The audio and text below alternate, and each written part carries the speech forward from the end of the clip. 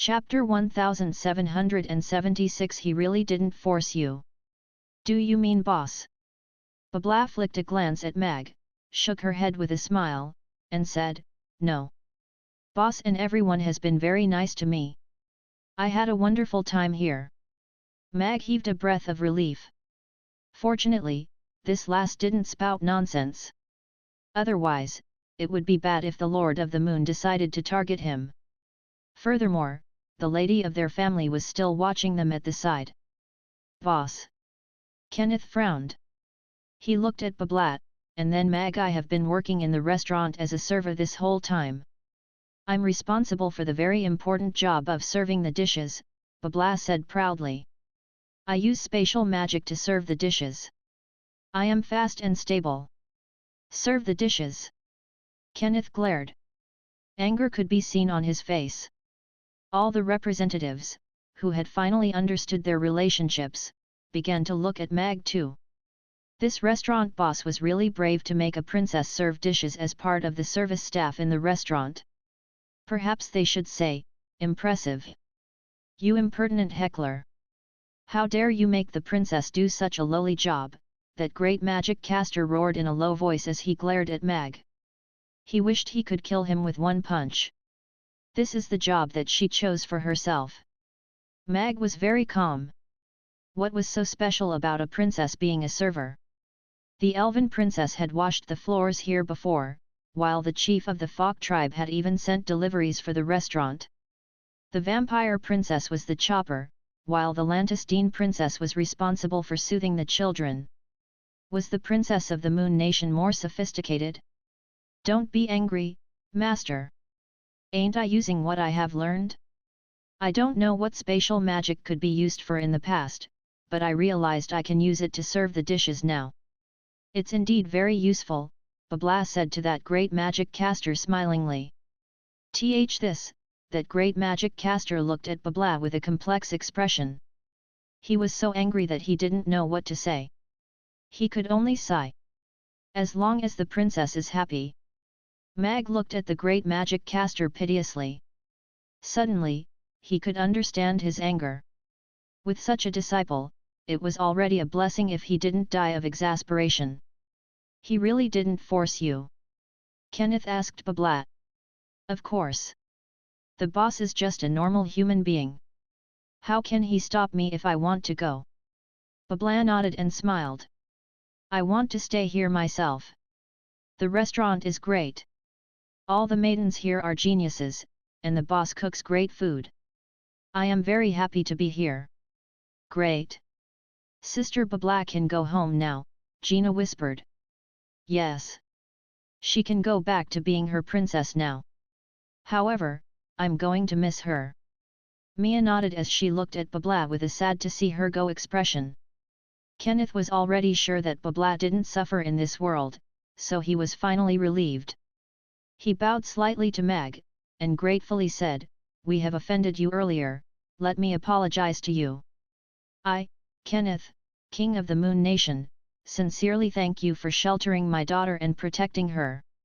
All the people from the Moon Nation bowed to Mag too. Don't mention it. Babla is an excellent employee and also our friend, Mag quickly replied. He was rather caught unawares by Kenneth's sudden change of attitude. We came in a hurry on this trip, and didn't prepare gifts for you in time. I will bring my girl home today, and will return with gifts again to show our appreciation again, Kenneth said to Mag before looking at all the representatives. Sorry for our intrusion. We shall be leaving now, and will not disturb all of you anymore. As he spoke, the formation master had already activated the teleportation portal. All the representatives couldn't even react as they looked at the Moon Nation's entourage who came and left quickly. Wait for a sec. Babla, who was holding Kenneth's arm, suddenly jumped out of the teleportation portal's scope. Babla, we should return now. Kenneth extended his hand to Babla. There were too many powerhouses here, so it wasn't wise to stay here for too long. Royal Father, I specially came back here for my meal. I'm very hungry now.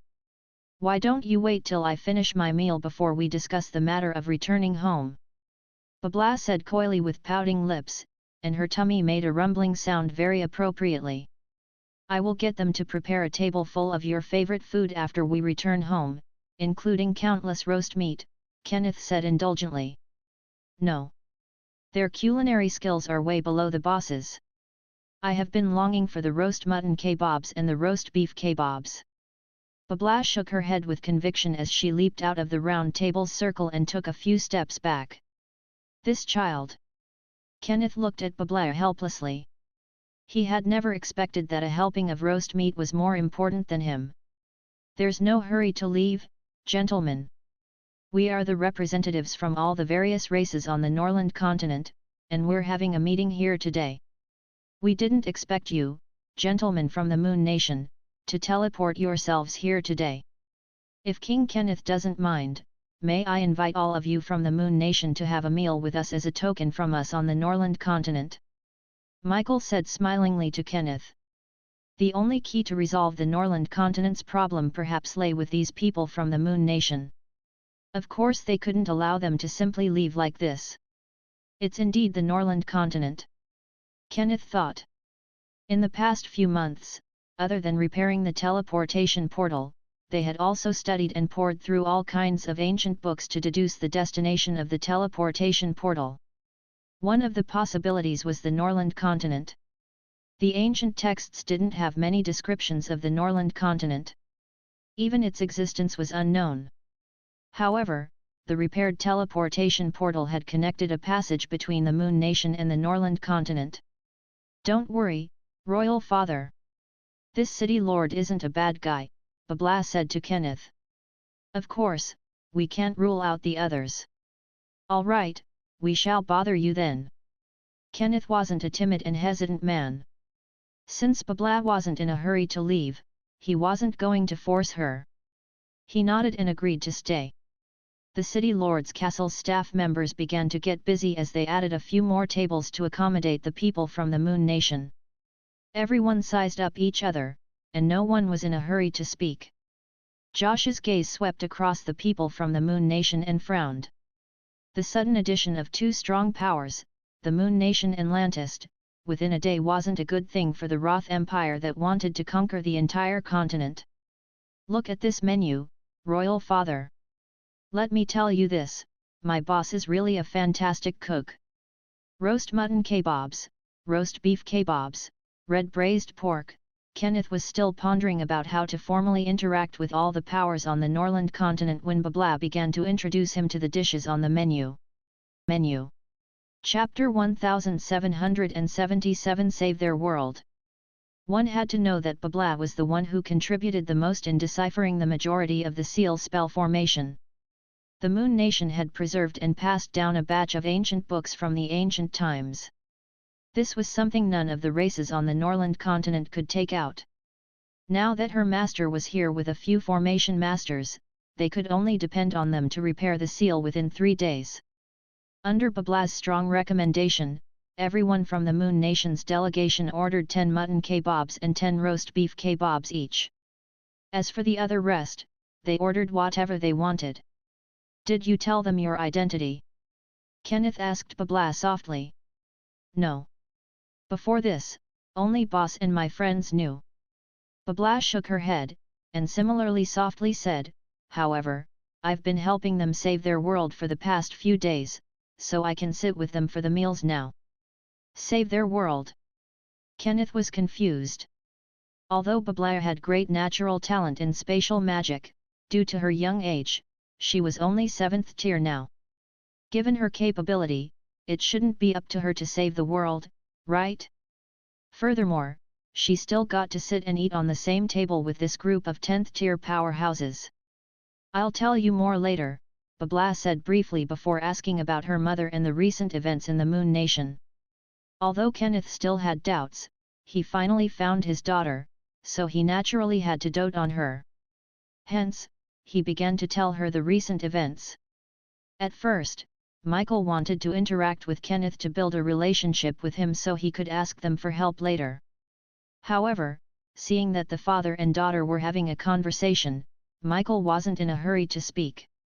All the representatives had no idea about Kenneth's entourage's antecedents and stance, so they didn't say much, either. The existence of the Moon Nation before this had always been a legend.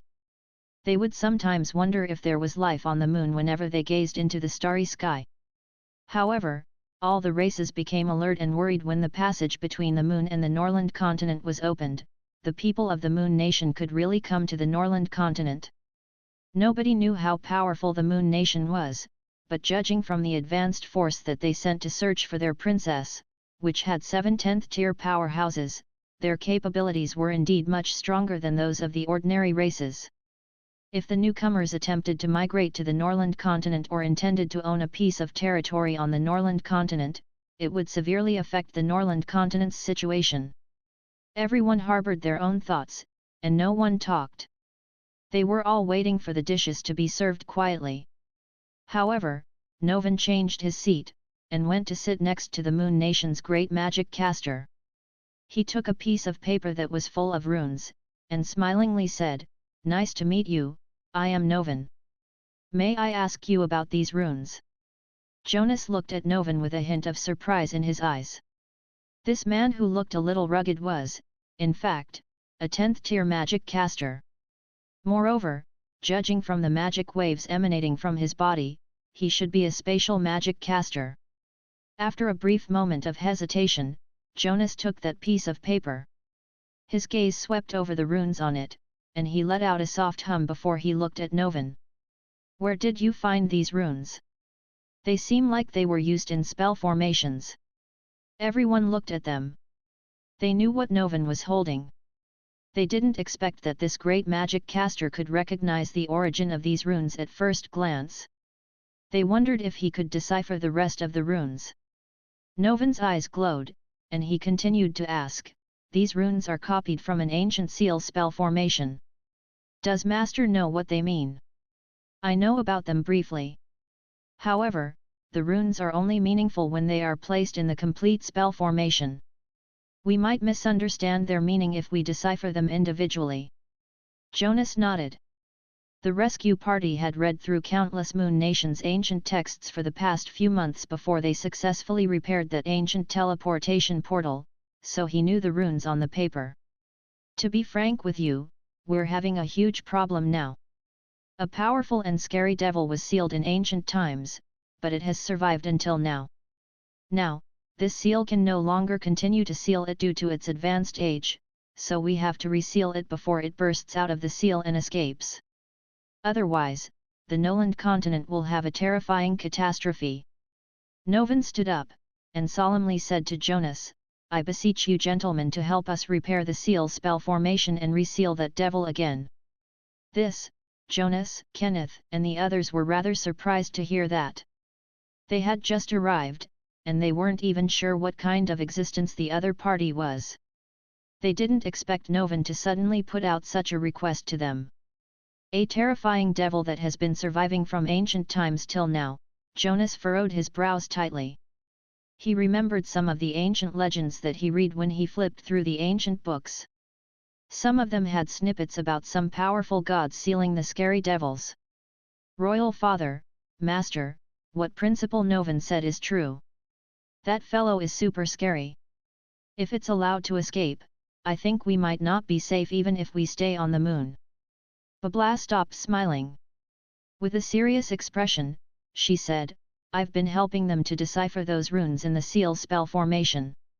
These are the runes that we can't decipher, and we are in a deadlock. Now it's great that Master and the others are here. You guys are the greatest spell formation masters of the Moon Nation. You guys definitely will have ways to reseal that fellow again." Jonas wasn't anxious to reply. Instead, he looked at Kenneth.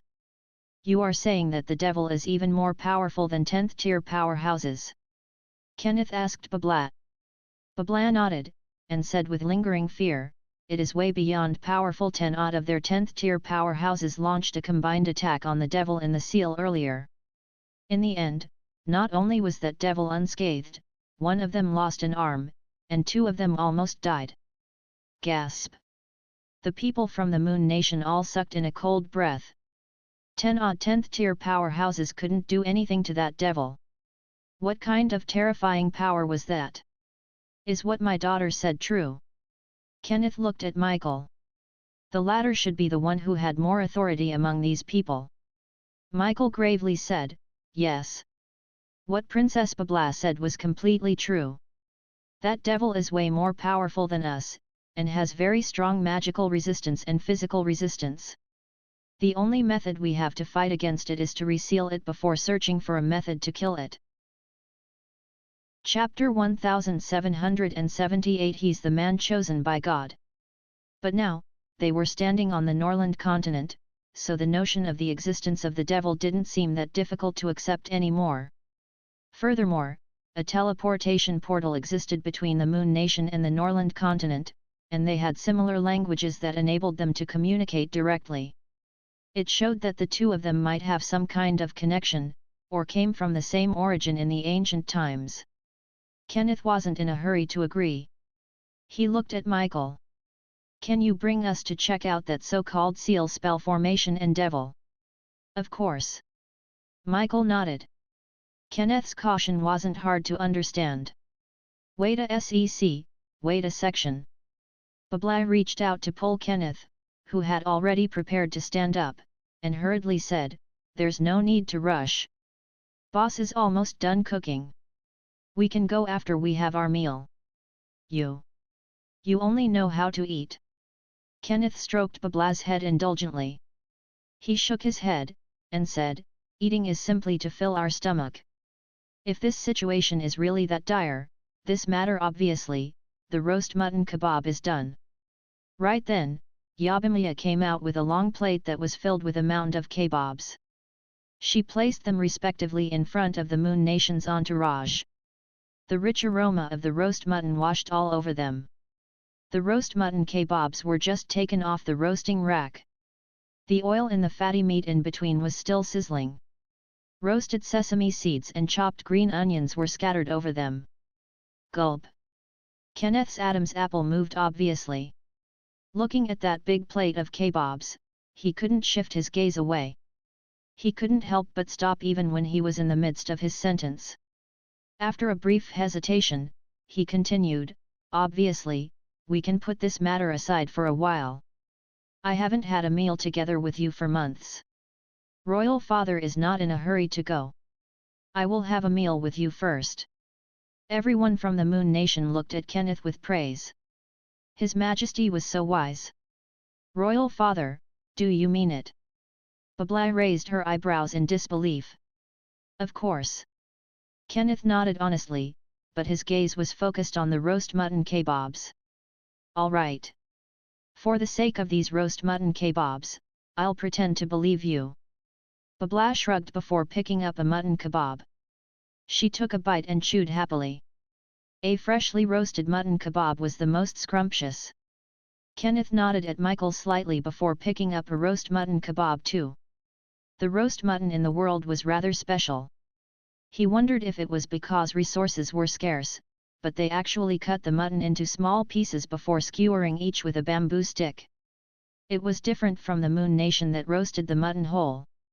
However, the defects couldn't belittle the virtues. He had to admit that this rich mutton aroma was indeed more enticing than the mutton made by his royal chefs, and there wasn't any rank odor at all. Just this point alone was enough to see that this chef was more formidable than his royal chefs. The food that Babla was so mesmerized with had to be delicious. With a trial mentality, Kenneth bit a piece of mutton. The mutton that was just removed from the roasting rack was still hot. Its skin was roasted crispy, while its meat was exceptionally juicy. Once he bit into it, the meat juice squirted in his mouth, and the spices that were on the mutton's surface blossomed in his mouth too. The spring onion's fragrance and the sesame seeds that burst while he chewed made his tongue's taste buds descend into a revelry. What kind of heavenly taste is this? This taste is simply too marvelous. One mouthful followed by another. Even after eating 3 roast mutton kebabs, Kenneth still felt that he couldn't stop. His royal chefs had already lost the right to participate in this duel. As the king of the Moon Nation, he had to admit that he had never tried such delicious food during his long reign. He flicked a glance at Babla, who was immersed in eating the kebabs, and suddenly realized why she was willing to stay in this restaurant. She didn't need other complex reasons, just this roast mutton kebab had won over many reasons. Others from the Moon Nation were also conquered by the roast mutton kebabs. They ate one mouthful after another. They thought that it was easy and delicious to eat roast meat on a skewer like this. Roast meat should be eaten like this. Seems like the taste of the Moon Nation is similar to the Norland continents. Mag's lips curled slightly as he watched the people immersed in eating the kebabs. His sense of accomplishment couldn't help but increase. The Moon Nation's kebabs were served first. The other customers whose dishes were not served yet couldn't help but gulp as they watched the mountains of kebabs disappearing before their eyes. However, everyone ordered quite a bit of food, so they felt embarrassed to change their orders now. Hence, they could only wait for their dishes to be served. Mag's actions were very fast. Shortly after the kebabs were served, the Lantistine's 10 beggars' chickens were ready too. Dexter and the people from Lantist had a reverent expression as they watched Gina carry the beggars' chickens that looked like golden eggs over. They prayed to the beggars' chickens together. This was the holy object that rescued Lantist from the abyss of misery. Gina used a little wooden hammer to break the mud casing that engulfed the chickens reverently. Followed by a few crisp sounds, the hardened mud casings were knocked open one by one. The beggars' chickens that were roasted to a golden brown were displayed in front of everyone. The rich roast chicken's aroma spread together with the heat. Everyone was very familiar with the golden mud casings. It was the key that allowed the Lantistines to leave the bottom of the sea. However, it was the first time that many of the Lantistines saw the roast chicken that was within the mud casing. The rich aroma assaulted them at such a close distance, making it hard to resist. Please enjoy. Gina smiled and turned to leave. Let's dig in, Dexter said. He got a small knife out of nowhere, and cut the beggar's chicken into 10 odd pieces. He reached out and picked up a drumstick. Next, he opened his mouth and took a bite. The crispy chicken skin fell apart easily, and the tender, soft meat melted away in his mouth. A taste that belonged to chicken's tenderness and freshness exploded instantly, and the taste buds surrendered immediately. He couldn't even chew a few more times before it glided down his throat like a naughty chick. Tender and not dry, which was coupled with a unique taste. This unexpected delicate taste made the usually calm Dexter let out a soft moan uncontrollably. Such an exquisite scrumptiousness actually exists. Mr. Mag's culinary skills can only be described as out of this world. He's the man chosen by God. Dexter looked amazed. Words could no longer describe his emotions. He could only take more bites to express what he felt inwardly. The delegations from Lantist and the Moon Nation, who were the last to arrive, were already eating kebabs and roast chickens. They made the other delegations so greedy that they couldn't help but frequently look towards the kitchen. This gathering that amassed all the top powers revolved around Mag, the chef. It made people feel a little incredible. A few moments later, Kenneth, Jonas, and the rest stood at the periphery of the seal spell formation. They looked at the terrifying octopus monster that was about 1,000 meters tall in the spell formation in shock speechlessly. Such an evil and terrifying aura. I didn't expect the devil to exist in this world. Kenneth looked shell-shocked, and all his previous doubts disappeared at this moment. Babla's description was not exaggerated at all. This devil was indeed powerful and terrifying. Even as a 10th-tier powerhouse, he still felt small and helpless in front of it. This devil even launched an attack angrily at the seal when they just arrived. That spell formation was so fragile and flimsy that all of them were afraid that it would fall apart. This seal spell formation is indeed passed down from ancient times. It should be from the same era as that teleportation portal. Jonas walked around the seal spell formation, and looked at that octopus monster in the spell formation gravely. Therefore, this fellow has been alive since ancient times, and it still maintained its terrifying power. Kenneth and the others paled. A terrifying devil that had existed since ancient times. Apart from repairing and reinforcing the spell formation, we cannot do anything to it currently, Novan said in a low voice. Jonas looked at Kenneth, and said, Your Majesty, I think we should help them repair the spell formation. If this devil broke through the seal, a catastrophe would be brought upon countless souls. With its power, we cannot guarantee that it won't come to Moon Nation. Kenneth was silent for a moment before he nodded. I grant you permission to assist them to repair this seal and reseal this devil again. Smiles appeared on Novan's and Bablaz's face. Master, we have already completed the deciphering of the majority of the spell formation's runes. Why don't we just start with these 60-odd characters? Bablaz went up smilingly. No, we will start from the beginning. Jonas shook his head instead. He smiled at Bablaz, who looked befuddled. This spell formation is even more complicated than that teleportation portal, and we only have 3 days' time. We can't allow any mistakes, so we have to decipher the spell formation from the very beginning to ensure that every rune is correct. All right. I admit that I did guess some of the runes. Bablaz nodded before she followed after them with a little notebook, preparing to be their assistant.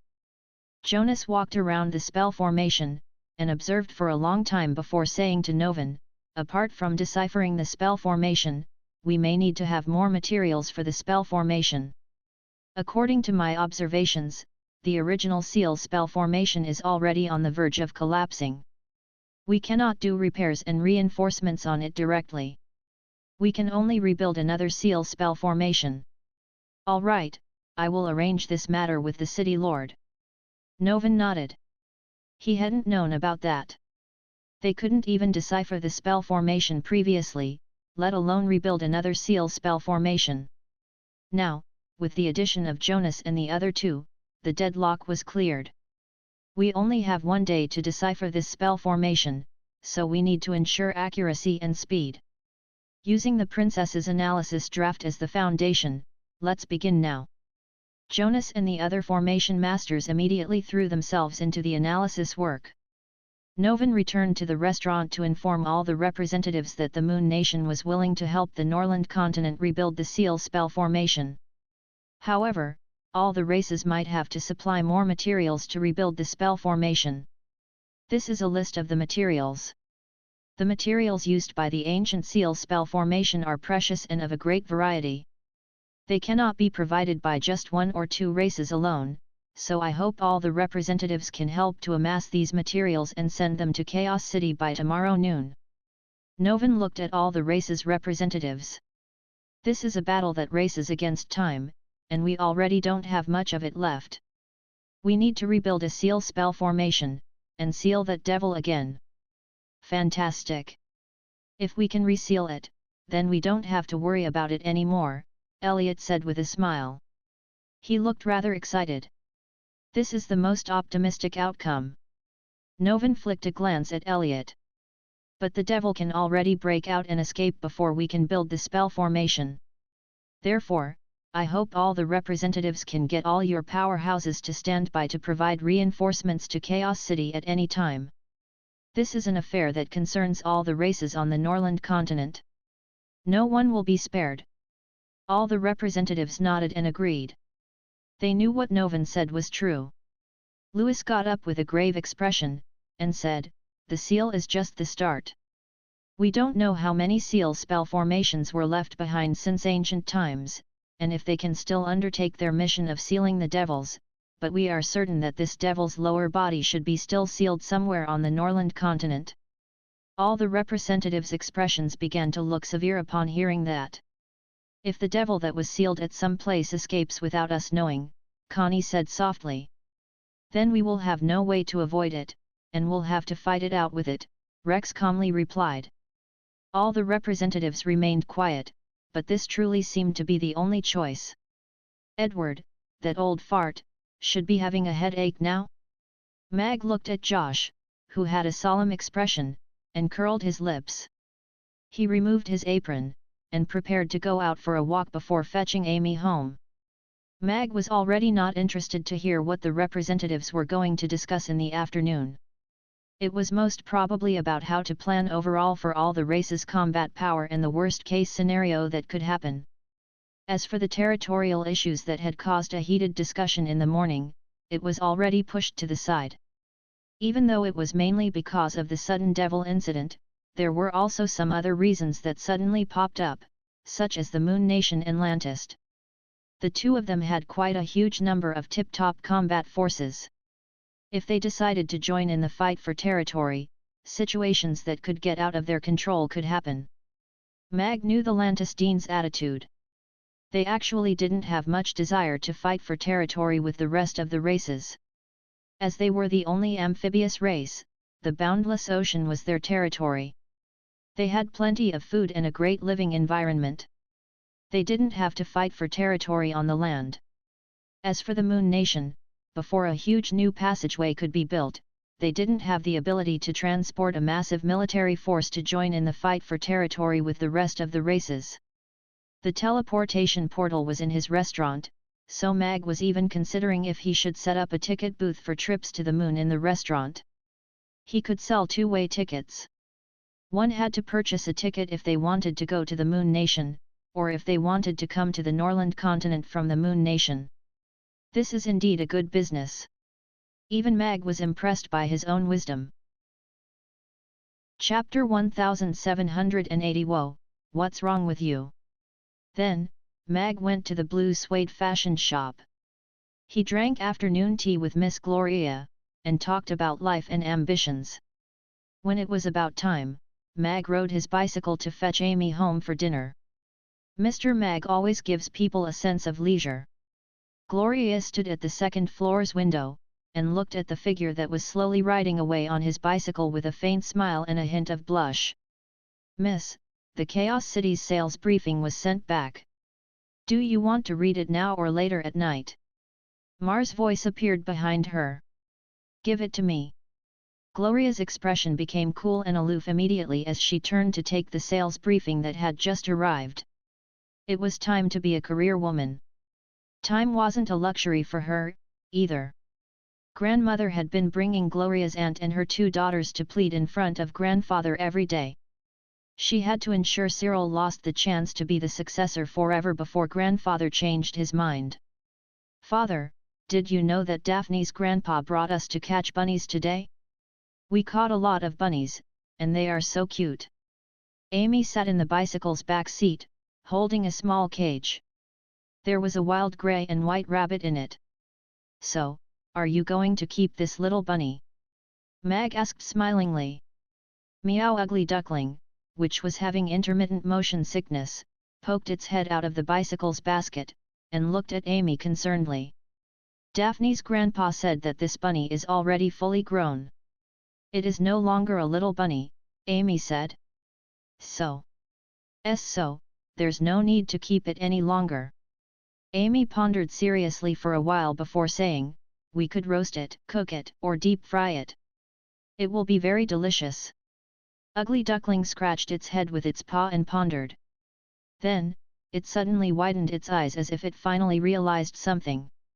Whoa, what's wrong with you? Ugly Duckling lay back into the basket again, and wallowed in its sad dizziness. This is a good idea. Mag nodded with a smile.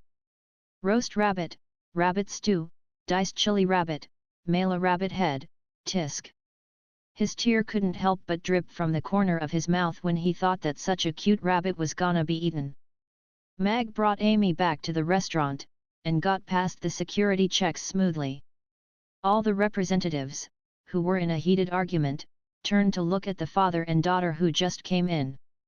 Suddenly, they began to feel hungry. What an amazing power! This chef actually controlled the tempo of this meeting. Little Amy. Crasso immediately stood up with a smile when he saw Amy. There was a hint of a smile on Urian's face too. However, in order to maintain his great magic caster's demeanor, he didn't get up quickly.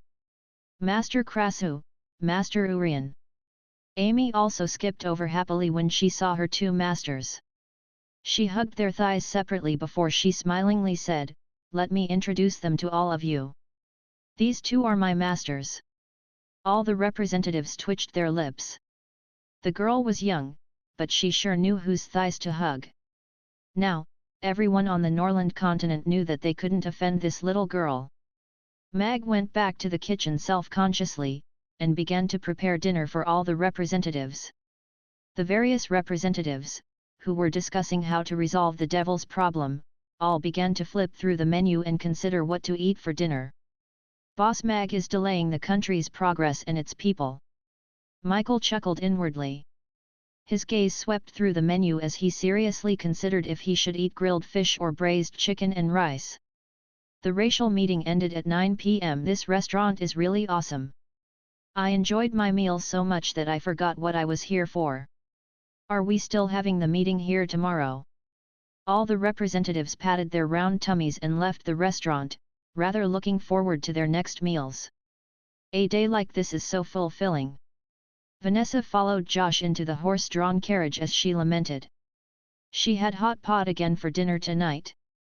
It was so satisfying.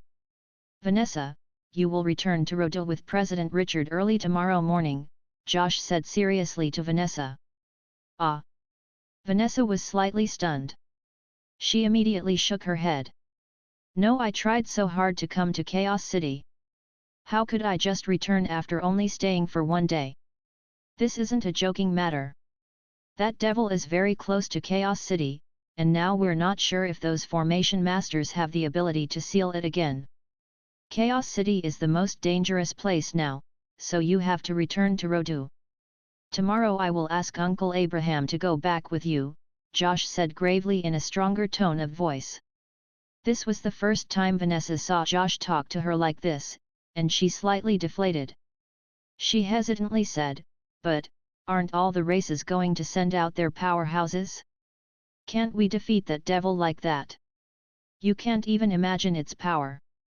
Josh shook his head, and his face suddenly turned pale. He grabbed the carriage cabin instinctively.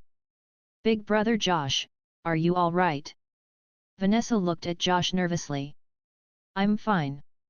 It's just a small injury. Josh shook his head slightly as he fixed his gaze at Vanessa. However, you must return tomorrow. Otherwise, I can't answer to Royal Father if anything happens to you. Vanessa hesitated for a moment before nodding, and softly replied, All right, I'll go home then. Good. Josh reached out to pat her head. After this matter is over, I'll bring you back to Mamie Restaurant for you to eat to your heart's content. Vanessa's eyes lit up, and she looked into Josh's eyes. You said that, so don't lie to me. I will be a puppy if I lied to you. Josh nodded smilingly. He looked at Vanessa with an indulgent gaze. The horse-drawn carriage stopped at the city lord's castle, and Josh alighted calmly before returning to his room. After he went into his room, the anti-surveillance spell formation that he brought along with him at all times was activated. Josh couldn't help but spit out a mouthful of blackish-red blood. His already pale complexion became as white as a sheet of paper. He stumbled 2 steps forwards and sat down by bracing himself against the table. He then panted harshly. He took out a small bottle and removed its cork. He poured out a bunch of little blue pills, and fed them into his mouth with trembling hands. He grabbed the water pitcher on the table, and drank big gulps of water before he could barely swallow those pills. After doing all that, Josh lay on the table weakly and panted. It took him a long time before he could recover. Josh lay on the table for a long time before the medicine finally took effect. Color began to return to his face. He slowly got up and took out a black box from under the bed. He opened the cover, and coldly said to the black statue inside, You almost got me killed. Ugly Duckling was lying by Irina's feet, similarly massaging her calves eagerly. It is. Irina closed her eyes, and could not stop herself from smiling. Tisk, tisk, Mag stood at the side jealously. His daughter had not given him a massage before. I've been walking a lot today, and my legs are also a little sore. Irina lifted her long legs, and placed them on a stool by the bed as she glanced at Mag. Amy quickly looked at Mag, and gave him a meaningful look. Mag raised his brow. How could a man Let me massage it for you. Mag sat on the stool very naturally, and placed Irina's feet on his lap. Her calves were long and fair, but they were not skinny. Instead, she had a beautiful curve at her calves, and her ankles were thin. Her feet were small and fine. Her round toes were like succulent pearls. The moment Mag touched them, Irina would even tense her feet up. Although Mag was not obsessed with feet, he still could not help but exclaim when he saw the exquisite feet that were like a pair of art sculptures. Of course, that pride belonging to a man felt good when he held the pair of feet in his hands. Yes.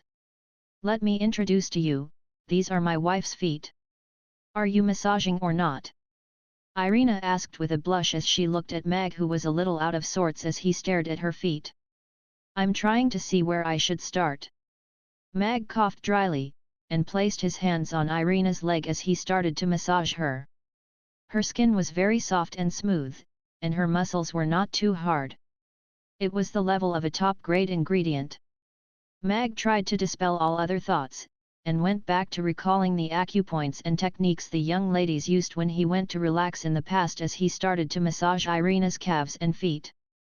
As he looked at Irina, and Amy, who would occasionally say something cheeky, Mag felt warm and fuzzy inside.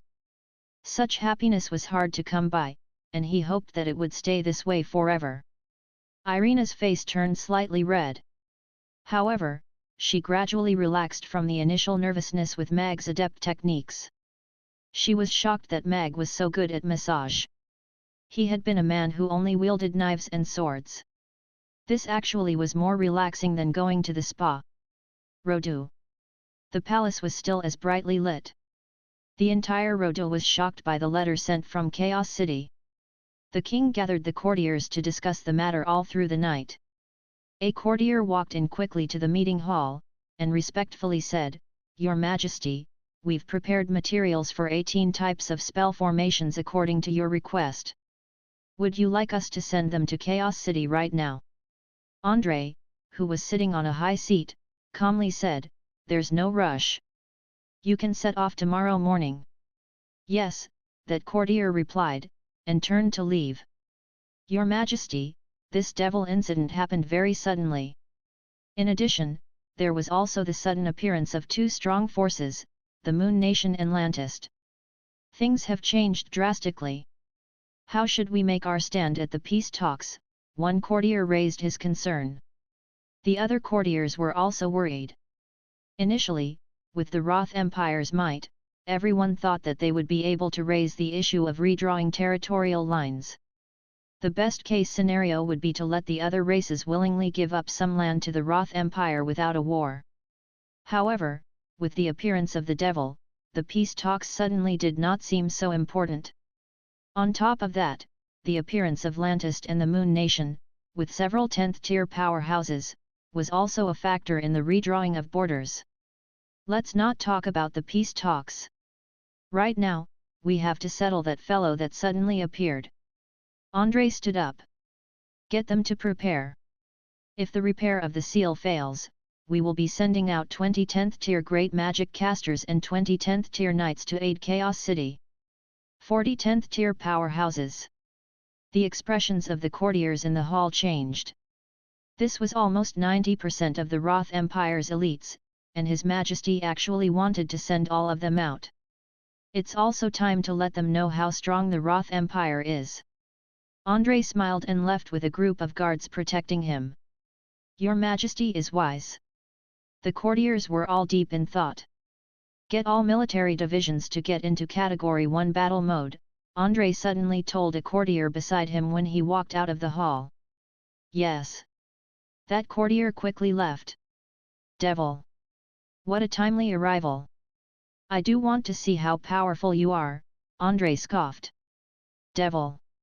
In the starry cave, Helena looked at the dimly lit stars in the crystal ball with a grave expression. A dark cloud spread across the stars like a black hole, seemingly devouring all the stars. High Priestess, Princess Sally was too rash. Not only did she not align herself with the Roth Empire, she even made such a promise on behalf of the elves. Do we need to liaise with Chaos City on the matter of sending out powerhouses? An elder said. Fool, do you think the Roth Empire would really be kind to us? Helena glanced at the elf coldly, and mocked, if the Roth Empire could really defeat all of Norland continent, that old fox Andre would never let the elves survive. But, that elf wanted to speak further. We elves are no longer what we used to be. We can't even guarantee that we can win against the goblins. What do we have to use as a chip for negotiation with the Roth Empire? The pathetic bilateral relation. Helena scoffed. Sally made the right decision at an appropriate time. This time, we can only have the chance to survive in this storm by standing on the opposite side of the Roth Empire. Helena retracted her gaze, and looked up at the starry sky with a grave expression as she said, a huge crisis is already looming over the wind forest. The news of the terrifying devil quickly spread amongst the various races at the fastest speed. That night, the people of the ruling tier of the Norland continent were unable to fall asleep. Countless resources were taken out from treasure vaults and placed on flying steeds to be sent to Chaos City. The best spell formation masters had all been activated to proceed together with the materials. This was a battle that concerned the survival of all races on the Norland continent. This time, everyone was in the same boat. Chapter 1782 Bro, if there's a chance, let's get through this ordeal together. Such a simple and blissful vision had come true for Mag. Although he was sleeping on the floor, that did not decrease his sense of satisfaction when looking at the two soundly sleeping on the bed. After getting up gently and washing up, Mag went downstairs, wrote a notice, and pasted it on the door, creating new addition to menu, closed for 3 days starting from today. The arrival of the people from Moon Nation was a booster shot for the initially tense situation. However, this did not mean that they would definitely be able to seal the devil back. The time left for them was limited, and any mistake could cost them a heavy price of facing a terrifying devil. Although support from the various races was already on the way, if the first batch of powerhouses were unable to stop the devil, Chaos City, which was a mere 15 kilometers away from the Thunderstorm Mountains, would be the first to take the hit. Telling the residents of Chaos City the reality of the situation would definitely cause widespread panic. Where could they run to? Chaos City was located at the center of the entire continent. That meant that the devil was also situated at the center of the continent. It could choose to go on a killing spree in any direction. Most of the residents of Chaos City were ordinary people. They did not have rides that could travel thousands of kilometers, nor did they have passes that could allow them into the borders of the other races' territories. This was the reason the city lord's castle sealed off all information leaks. If even the strongest powerhouses were unable to stop the devil, running away would be futile. Mag thought that Chaos City could not be blamed for that. He could be certain that even until the very moment Chaos City met the devil, the people from the city lord's castle and Grey Temple would die first, defending the residents from outside the city. Mag also needed more time to take part in this battle. He could not continue to multitask with running the restaurant and cooking. Mag had already informed Mia and the rest about the restaurant's closure, and they also understood that the current situation was tricky. Is it just the three of us for breakfast? Irina asked Mag, who was bringing out the steak, while she sipped on her soybean milk. Yes. I told Gina to go home for a few days during the break. Mag nodded as he cut the steak up into small pieces for Amy. It's quite a huge loss to close the restaurant for 3 days. Irina looked at Mag with a smile. She knew just how much Mag cared about the restaurant's business. It's all right. Whatever losses we make can be gotten back from some fellow sooner or later. Mag was rather calm. As long as the people from Moon Nation could repair the seal, the system would then be able to build an octopus tentacle processing plant. When the time came, he would then do a huge launch on octopus tentacles, and earn the losses of these 3 days back. Irina smiled and did not speak further. A man who knew how to earn money was naturally great. Father, what should Amy do if you are going to save the world? Amy looked at Mag as she chewed on her steak. Amy just needs to be cute, Mag said with a smile. Aight. Amy nodded, a little confused. Where does Amy want to go and play today? Amy thought for a while, and said, I want to go to Big Sister Mia's ice cream shop to play. All the big sisters are there today. I'll play all day there, then. All right. Then I'll send you over later. Mag nodded. He was also relieved for Amy to be with Mia and the rest. Are we letting them leave first? Irina suddenly asked. Mag naturally knew what she meant. He fell silent for a while before looking her in the eye, and said, I think it's not necessary for now. If we really meet with the worst case scenario, I will get Ozzy to bring them away, Mag continued. Irina nodded, and did not ask further. After breakfast, Mag sent Amy to the ice cream shop, and turned into a small alley. When he exited from the alley, he was already geared up. Mag took a trip to the Thunderstorm Mountains and went underground. However, he did not enter the cave. He stayed outside to chat with Novan for a while.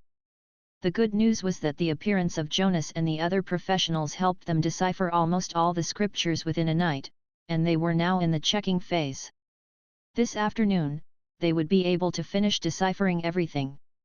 However, the troublesome part was that this spell formation was way more complicated than they had expected. Therefore, things were not looking optimistic for repairing it in 2 days with regard to the time and materials they had. Wish you good luck. Mag turned to leave. He had no knowledge of spell formations, and had no materials to help them with it. Therefore, he would not meddle with these things. However, he could get some information from what Novan said. Even if they had sufficient materials, it would be very difficult to repair the spell formation before it lost effectiveness. That meant that they would need to buy more time for the spell formation masters, and prevent the devil from leaving the area. He, at 9th tier, almost got killed by that octopus monster. However, he had already gotten his strength. Therefore, he decided to find a place to electrocute himself so that he could get back to his peak. Mag found himself a nice place, and was about to receive the thunder strike when he suddenly asked, Oh, right, system, can this thunder strike pose substantial damage to this octopus monster? According to experiments, once the electricity reaches a certain voltage, it could result in a numbing effect on any organism. The extent would depend on how strong the bolt is. Thunder and lightning are part of nature, and all these are the rules of nature. After you've upgraded your strength, you would be able to attract a strong thunder strike. Right now, everything within 10 meters of you would be considered as one with you. The magnitude of the thunder strike would be directly proportional to the strength of the person, the system said. Fantastic! Mag's eyes lit up. He immediately gave up the thought of striking himself. Even if he regained his 10th tier, he would merely be able to cut off a few pieces of the octopus monster's tentacles with his sword. That would not make much difference to the situation. However, if he could do the thunder strike with the octopus monster. Hee. Just thinking of that scene felt exhilarating. Bro, if there's a chance, let's go through this ordeal together. What a depressing day. Outside of Mamie restaurant, Vanessa and Abraham sighed at the same time when they saw the notice at the door. All right. Since it's not open, let's go, Abraham said disappointedly. Luckily I had 2 rounds of hot pot yesterday. I have no regrets, Vanessa consoled herself as she followed behind Abraham, and boarded the horse-drawn carriage. I feel that there is no need for me to return to Rodu. Look at how orderly Chaos City is. No one is treating it as a big deal, Abraham told Josh, who was sitting opposite of him. Vanessa took a sneak peek at Josh, and did not say anything. Uncle Abraham, this is Royal Father's wish. You have also been out here for quite some time. It is time to go back to take a look. Josh pulled out an envelope, and passed it to Abraham. Chapter 1783 Why are we running? The city lord's castle cannot afford it. Camilla pressed her lips together. However, this place was her canteen. Now that it was closed, she still had to think about where to eat. Let's go. Our manpower and resources should be on the way. We have to go and watch it. Dracula turned and got on the horse-drawn carriage. You go on your own. I'll go walk around. In any case, it would never be my turn to fight the monster. Camilla waved her hand and left. This lass. Dracula glanced at Camilla with resignation.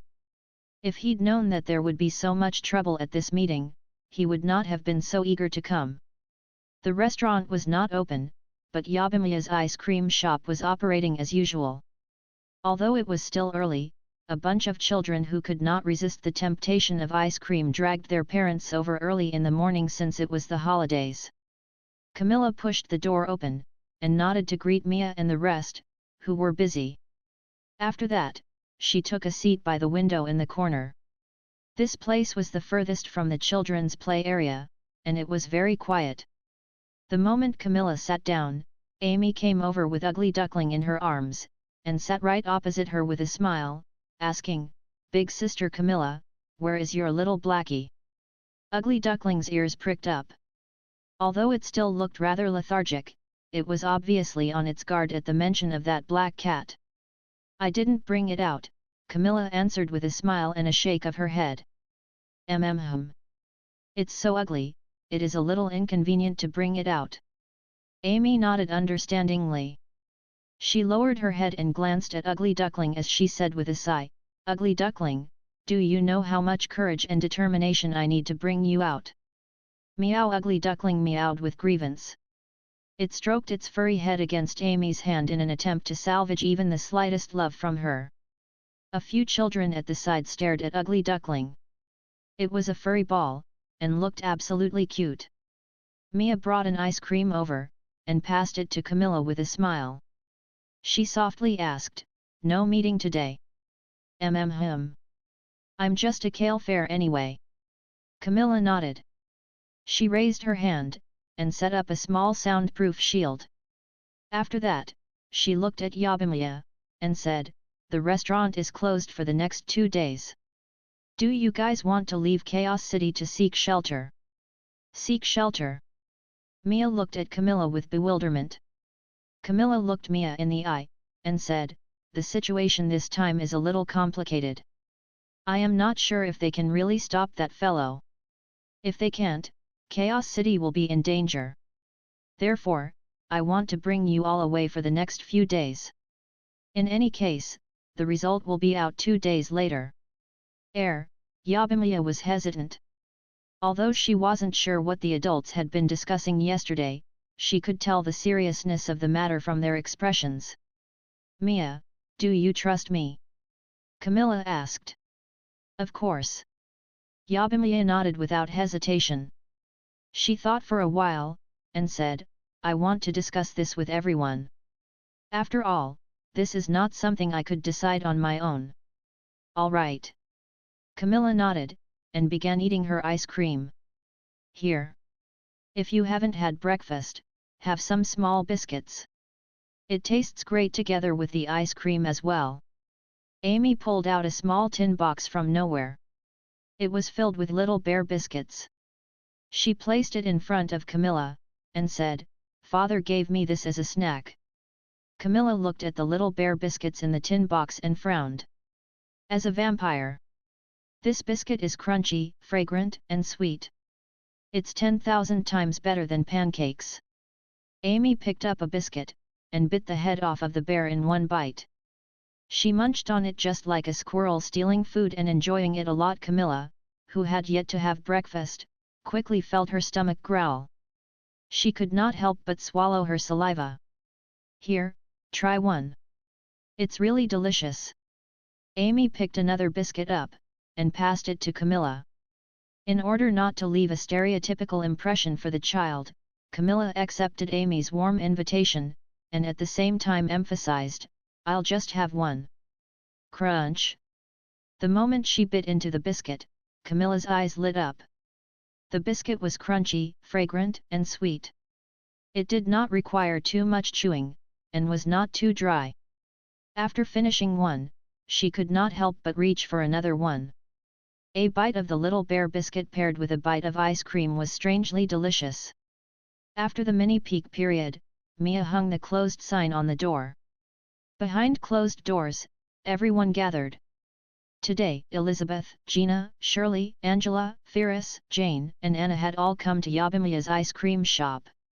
Rena went to the hot pot restaurant early in the morning, and Hannah was at the brewery. Babla had yet to return as well. Most people from the restaurant were there. "Amy, where's your father?" Camilla asked Amy.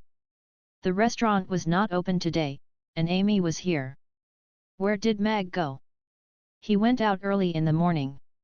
Maybe he has gone to the factory." Amy shook her head, uncertain where her father had gone. "Mia said that you wanted us to leave Chaos City for 2 days. What happened?" Elizabeth asked Camilla. She had not been present at the restaurant yesterday. The others also looked at Camilla. The latter participated in the meeting as a representative of the vampires yesterday. Perhaps she knew something. After making sure that the soundproof spell formation was set up, Camilla looked at everyone, and seriously said, "Something nasty appeared near Chaos City, and it's difficult to deal with. Right now, the various races deployed their resources and powerhouses over, but even so, there is no guarantee that we can reseal or kill it. Once the situation gets out of hand, Chaos City might be attacked. Therefore, I was thinking of bringing all of you out of Chaos City beforehand to seek shelter and wait for 2 days to see how the situation turns out. If things are under control, you guys can come back again. If the worst case scenario happens, don't come back." Everyone's expression changed. Would no one on the entire continent be able to deal with this terrifying thing? How powerful did it have to be? Why hasn't Chaos City or the other races raised an alarm? Elizabeth asked. Panic might result in a more serious aftermath. Right now, the Norland continent needs to gather all elites to deal with that fellow. Camilla shook her head slightly. On top of that, if all the powerhouses of the Norland continent combined cannot stop that fellow, there isn't much point in running. In that case, why are we running? Amy asked as she raised Ugly Duckling's little paw. No one would want to be the one to die first, right? Camilla said calmly.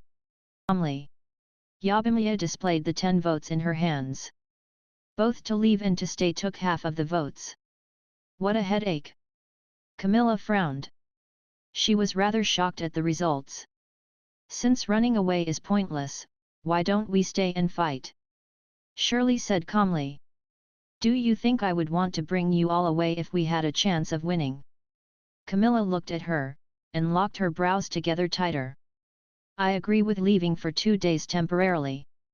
Whether we stay or not will not be of much help to Chaos City. If it was something even the 10th tier powerhouses could not defeat, staying would instead become a burden.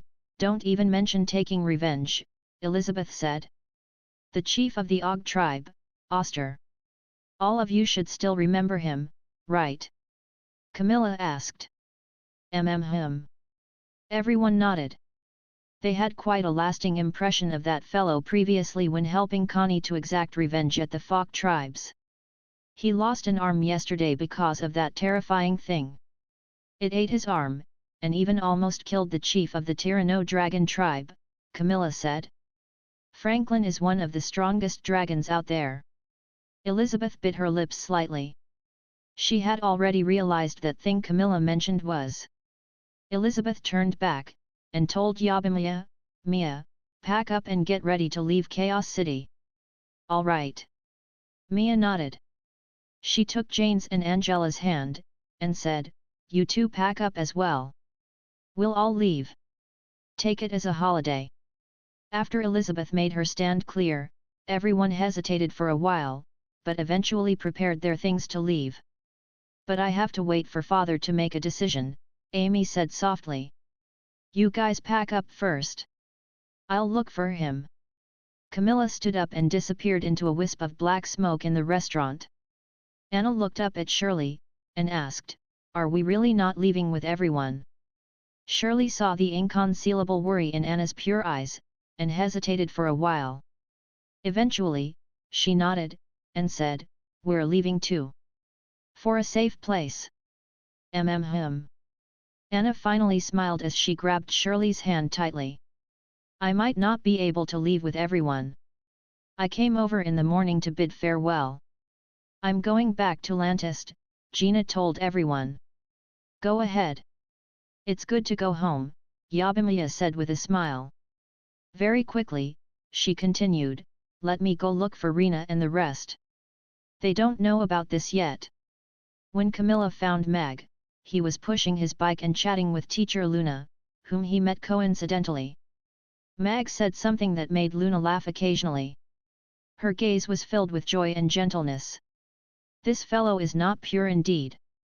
He won't even let the child's teacher off." Camilla mumbled to herself as she squatted on the wall, and watched the two walk into the distance. "It seems like Mr. Mag has very deep insights on education. I would have to consult you again next time." Luna looked at Mag with a smile. "It was just something interesting that I've heard in the past. It's already rare to be able to make teacher Luna laugh. I wouldn't call them insights, not to mention consultations." Mag quickly waved his hands. After he had decided to go through the thunder strike with the octopus monster, Mag returned to Chaos City. On his way, he met Luna, who was on her way to delivering things for the children, so he stopped to have a chat with her. Of course, his motive was very pure. After all, she was Amy's favorite teacher. Therefore, Mag would also show a little more concern for Luna. "Are you going back to school?" Mag asked Luna after they ended their previous topic. "Yes. A batch of education equipment arrived today, and I have to arrange the workload for it." Luna nodded with a smile, and said, "I enjoyed chatting with you. I feel a lot more relaxed now. I'll be heading off first, till next time. The restaurant is closed today, and I've wasted teacher Luna's precious time. Let me send you back to school. It's on the way." Mag removed the child's seat, and hopped onto his bike as he smiled and patted on the back seat of the bike. "If you do not mind the cold wind, I'll have to trouble you." Luna smiled at Mag. She hesitated for a while, but eventually hopped onto the back seat. She put her hand over her suddenly racing heart, and consoled herself, "It's really because I have no time left." "Yes, that's it, hold on steady," Mag reminded her, and started to pick up speed. Luna grabbed Mag's waist subconsciously as it was her first time on a bike, but she quickly released her hand. However, the bicycle was traveling at such rapid speed that she had no choice but to grab onto Mag's shirt with a blushing face. At the same time, she closed her eyes, afraid to look at the floor running past below her. "Humph! I've already taken it down. Let's see how you're going to explain it to your wife in the future." Camilla, who was squatting on a roof, snorted coldly and kept the photo stone in her hand. At the same time, she disappeared. Was the wind too cold? Mag mumbled to himself as he looked at Luna, whose face was red, running into the school. He turned around, and was getting ready to head back when a head fell off the tree in front of him, causing him to raise his fist in shock. Mag watched as Camilla climbed out from the shrubs with a black eye, and awkwardly went over to help her up. You actually hit me." Camilla was angry and annoyed. She felt one of her eyes sting, and what infuriated her the most was that as a 9th-tier vampire, she actually flew from a man's single fist. "It's your fault for suddenly hanging upside down from a tree in broad daylight. My body did it on its own. You can't blame it on me." Mag shrugged. "Humph." Camilla stomped her feet. She did want to scare Mag on purpose, but did not expect that his first reaction would be to give her a punch. Without putting his guard up, without care, he made her fly with a single hit just like that. If word of this were to get out, her reputation would be ruined. Ahem. Just pretend that this had never happened. Camilla let out 2 dry coughs. Why are you here? Mag looked at Camilla with bewilderment. As a representative of the vampires, she should be in the meeting at the city lord's castle. Why? Are you guilty and worried that your hookup was discovered? Camilla looked at Mag with a seeming smile. Mag raised his brow. He could be certain that no one was tailing him after he left the city. After he entered the city, in order to conceal his strength, he restrained his consciousness, so he did not know when Camilla appeared. Therefore, he said, I bumped into my daughter's teacher, and sent her back to school because she was in a rush. Is this considered a hookup? Humph, don't bother explaining it to me. You should leave that for your wife in the future. Camilla scoffed as she tossed a photo stone into his hand.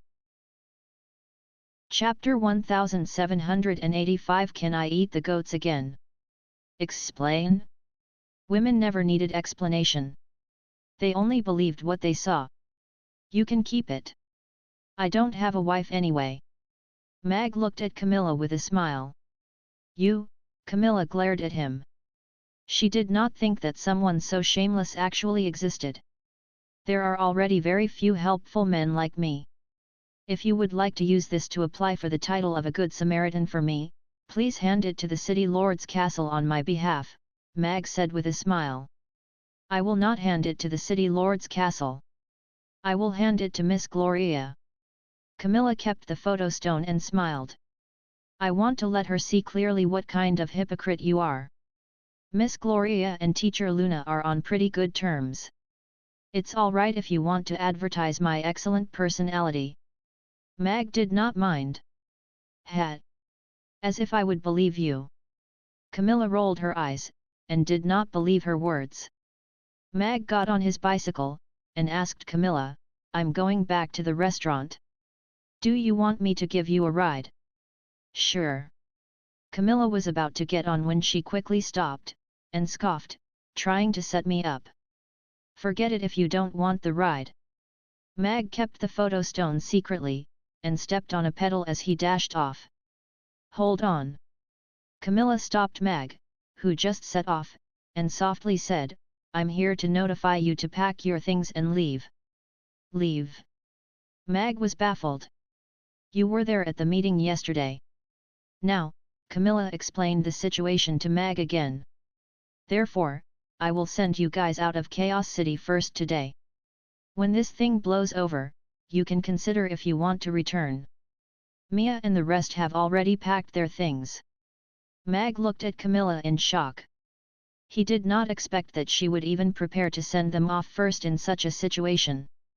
Even though I am very good looking, this is not the time for you to space out while staring at me. Amy is still waiting for you. Go back to the restaurant to pack up. Camilla flicked her hair. All right. Let's go. Mag nodded. He circled around Camilla, and then went forward before turning back with a smile to say, You do look good today. Hat. Men are all liars. Camilla pressed her lips together expressionlessly. She watched as Mag disappeared off into the distance and blushed slightly. She touched her face, and said, But of course. Mag did not reject Camilla. Right now, Chaos City was in a dangerous predicament. His original plan was to get Ozzy to bring Amy and the rest away when it became dangerous. However, if the octopus monster were to really escape from the seal, he could not guarantee that Ozzy would be able to come in time. Since Camilla had already prepared to move, and since the restaurant was already closed, he would take it that he was bringing everyone on a holiday, and find an excuse to come back beforehand. Father, are we really leaving? Amy asked with concern on the way home after Mag went to the ice cream shop to fetch her. What about Mother? Will she be coming with us? She will be very busy for the next 2 days, so she can't leave with us. Mag parked by the restaurant door, and carried Amy down. He looked at her with a smile, and said, She needs to save the world. Father will be standing with her too. Amy wants to be with you too. We will save the world together. Amy's eyes glistened brightly. When little Amy grows up and becomes stronger, she'll be able to fight alongside us, Mag said with a smile as he put a hand on Amy's head. Amy looked at Mag and nodded seriously. Mag packed simply for Amy. He only packed some daily necessities, a set of pajamas, and 2 sets of clothes in a small suitcase. Not long later, Yabimiya and the rest arrived at the restaurant. If we leave now, will my brewery be gone? Hannah asked worriedly. Don't worry. It will most probably be just stopping work for 2 days, Mag consoled her with a smile. Rena said she decided to stay to continue running Mana Hot Pot restaurant, Yabimiya told Mag, then we'll not force her. Mag nodded. Rena had grown up in Chaos City. Besides, her mother was still here. It was not strange that she was not willing to leave. Everyone's here. Let's set off. Camilla looked at everyone with a smile, and said, I can only see you guys off to the city gate.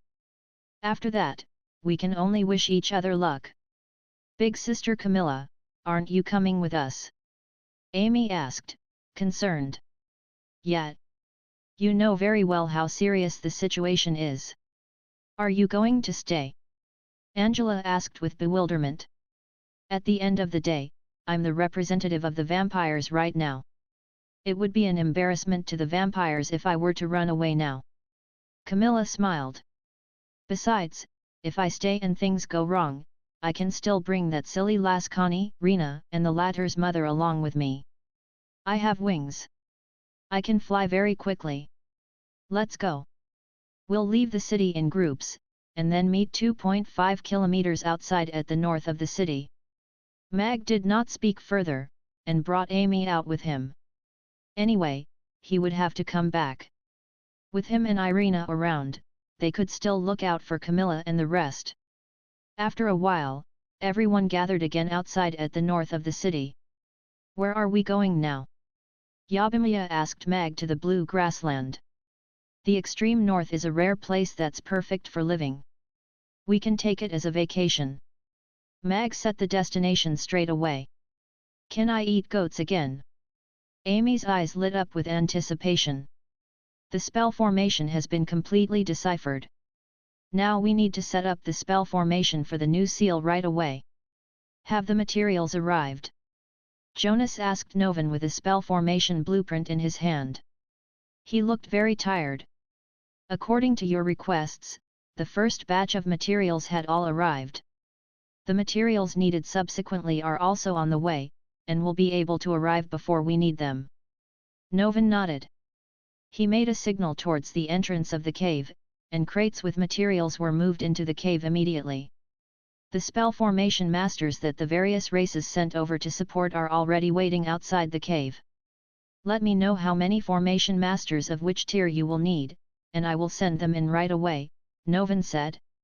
Jonas thought for a while, and said, I need 5 spatial magic casters of 7th tier and above, 20 formation masters of 6th tier and above who specialize in drawing complicated scriptures, and 50 adept magic casters of 5th tier and above. Carry them out and select 2 more to come in instead. Novan looked at the formation masters who couldn't adapt immediately, and said in a grave voice, Ladies and gentlemen. Today, we are going to fight for Norland continent and reseal this fellow. Fear is its weapon. To defeat it, our first step is to eliminate our fear. We already have nowhere to retreat, and we don't have much time left. Therefore, every one of you has to complete every mission handed to you without any mistakes. You all are the heroes of the Norland continent, but I hope our descendants won't have to use the words die a hero's death to describe us. Can you all do that? Yes, all the formation masters answered in unison with a glow in their eyes and excited expressions. Their fear of that indescribable thing was eradicated all at once. This is a powerhouse who knows how to be a leader. Jonas looked at Novan with a praising look. Apparently, he's the principal of one of their schools here, a formation master at his side spoke softly. Mr. Jonas, can you please give them their tasks? They are the best formation masters on the Norland continent. Novan approached him. Because manpower was ample, many of these selected formation masters were 8th tier and 9th tier. There even was a 10th tier formation master from the Magus Tower. Jonas was also sizing up these formation masters. Frankly speaking, their quantity and quality had both shocked him. The Moon Nation only had 5 formation masters above the 7th tier, including him. However, there were 30 of them here. There were 1 10th tier formation master and 4 9th tier ones. We have already deciphered the spell formation. Time is limited, so we intended to reproduce the exact same spell formation. However, we could only do it on the exterior of the original seal spell formation, so we need to double the original spell formation. Jonas didn't have an opening speech. He told all the formation masters present the current situation directly, and began to assign their tasks to them. Soon, this group of the Norland continent's best formation masters began to get busy under Jonas' instructions. They cleared the area, opened up the crates with materials, and carved out the runes. After Jonas assigned the jobs to the formation masters, he turned to say to Novan, "I need to see all the materials delivered to the cave's entrance within 3 hours. If we're short of certain materials, then I'll suggest you all should consider how to evacuate the civilians first." "All right." Novan nodded and turned to walk out of the cave. In the city lord's castle, the staff members responsible for receiving the materials were almost all dashing about. The materials that were sent from the races needed to be accepted and classified before they were sent to the Thunderstorm Mountains with the fastest speed. Michael took charge personally, and watched over the materials. A staff member approached with sweat all over his forehead. "My lord, we are short of half of the amount of the bloodstones needed. The goblins said they have already taken out all of their stockpile, and are mining it urgently right now. However, the bloodstone mine is almost depleted, and it hasn't been mined for years, so I'm afraid we might not be able to reach the target amount in a short period of time. We can't do without any of the spell formation's materials. Inform all the races immediately.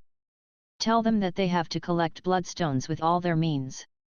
We have to amass enough of them," Michael said with a grave expression. "Yes." The staff member jogged away. "My lord, Miss Shear from the Buffet Bank sends over a list. She said that they have a batch of spell formations materials. If the city lord has a need for them, you can make requisition for them at any time." Soon after, another staff member ran over, and presented a neatly folded list. Michael wasn't surprised that Shear knew about this. Given Buffet Bank's influence on the Norland continent, it would be odd if she didn't know such an important matter. He quickly flipped through the list. It was a few pages long, and many materials were listed with their numbers indicated carefully. They even have so many materials for making spell formations and refining devices. It indeed isn't rumors that the Buffet Bank's riches could rival a country's. Michael raised his eyebrows slightly. His gaze quickly came to a certain line on the 3rd page and halted there. His eyes lit up as he said to that staff member who sent the list over, "Tell LaBelle that we don't have to send the expedited message anymore. We've got the bloodstones. You all hasten your counting and see if we can find any materials that we are short of on this list. We can go to the Buffet Manor to get them." The Buffet Manor. Ian sat by the lake with a fishing rod. He leaned in the recliner leisurely. "Grandfather, I have already made the appropriate arrangements for our people. We will evacuate from Chaos City today and tomorrow. Grandmothers and your steeds are prepared too. You can leave right now." Shear stood at the side with a nervous expression. "I'm not going." Ian looked at the slightly bobbing buoy on the water's surface, and calmly said, "I will wait right here. But, you don't have to persuade me. If Chaos City is lost, where else can we hide on the Norland continent?" Ian smiled. "I have been to many places when I was young, those where I should have gone, and those that I shouldn't have. Now, I don't want to go anywhere. I just want to fish here. I'm not going, either. What have I not seen or enjoyed in this life? I'm old now. I can't move, and I don't want to move." A noble old lady walked over slowly, and placed her hand on Ian's shoulder, smiling gently. "Grandmother." Sheer pursed her lips. She didn't know what to say. "Go make yourself busy, child. If the worst really happens, they will need you as their main support." Ian looked up at Sheer, and apologetically said, "I'm sorry that I tossed this responsibility to you. I believe it will all be fine. The city lord and the others will definitely stop that thing." Sheer, who quickly regained her calm expression, said with conviction before bidding her farewell and left. "This child. You shouldn't have tossed this big family to her back then." The old lady looked at Sheer's back with heartache. "If our sons had been capable, we wouldn't have let Sheer suffer then." Ian sighed before patting that hand on his shoulder. The two old people smiled at each other. They only had each other in their eyes. Sheer came out of the courtyard, and calmly ordered, "Evacuate according to the plan. Remember, do not let anyone see that our whole family is moving away." Breathing in the warm and refreshing air on the grassland while looking at the blue sky and the sheep drinking water far away, Mag let out a long breath. He wished this beautiful place would not be ravaged by the devil. "Father, I'm going to catch the sheep." Amy's voice came from afar as she pounced on the sheep like a little tiger.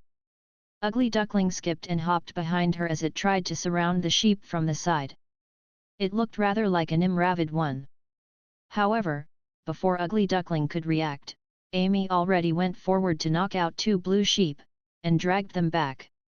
Meow! Ugly Duckling only pretended to swipe at the two sheep's heads after Amy dragged them back next to the tents. Its soft paws weren't lethal at all. Mag went forward to process those two sheep with a smile. Soon, the outdoor barbecue started. The bliss of eating freshly made mutton kebabs al fresco style in the grassland's beautiful scenery lightened the anxiety of their hasty exodus. Smiles began to appear on all their faces. Mag stood next to the grill, and took a sip of beer as he looked at the sky in the south. "Father, have some of it too." Amy grabbed two mutton kebabs, and offered them on her tiptoes. "Hum." Mag accepted the mutton kebabs smilingly. He could only stay one day in the grassland. He had to rush back to Chaos City tomorrow morning. "Young mistress, master wants you to go home now," Mars, who walked into the office, said to Gloria, who was going through the ledger. "Now?" Gloria put down the ledger, feeling a little surprised. "Yes. It seems to be an urgent matter." Mars nodded. "Then I will leave the rest of the ledger to you." Gloria got up. Although she didn't understand, she still got into the horse-drawn carriage that had been prepared by Mars. In the Moraton manor, Geoffrey looked at his people who had gathered in the front yard with a solemn expression, and said, "You all will go pack up for a long trip." "A long trip?" All of them were perplexed. Why did the head of the family want them to pack up and leave? And almost all of them? "Father, why are you making us go on a long trip? Are you going to exile us?" Cyril looked nervous, and even his voice quivered. Herty and Herney burst into tears instantly. Because their allowance had been cut in the past 2 months, they were no longer rich young ladies. It would be tragic if they were going to be chased out of the family now. The rest of them also went white when they heard that. Instantly, pleas and cries burst out together, making it sound unusually chaotic. "All of you shut up!" Geoffrey yelled. His furious voice exploded like thunder, and everyone became as quiet as a mouse. "You all will do whatever I say. If you don't, I will exile you today." Geoffrey's gaze swept across all of them present before focusing on Cyril. With an expression saying, "I expected better from you," he said, "if your mother hadn't stopped me, I would have exiled you, the unfilial son, long ago." Cyril hung his head in silence. The others dared not ask anything anymore. Geoffrey, who had built the Moraton business empire from scratch, had the right to dictate everything in his family. Geoffrey continued, "Go. You all only have 30 minutes. Remember, you are only allowed to bring 1 suitcase each. All of them felt relieved and left. Why are we suddenly going on a long trip? Does Gloria know about this? Deborah, Lance, and Mickey walked towards their courtyard with perplexed and worried expressions. Mickey offered, "Then, I will look for Big Sister. She will go with us too if we are leaving." An old servant walked over, and respectfully said, "Master, let me come tell you all that he has already gotten someone to summon Miss Gloria. She should be on her way back home now." "Thank you." Lance nodded, and then led Deborah and Lance into his small courtyard. Lance said to Deborah, "Let's pack up. Something must have happened, that's why Father asked everyone to pack up and leave urgently." "All right." Deborah didn't continue to ask.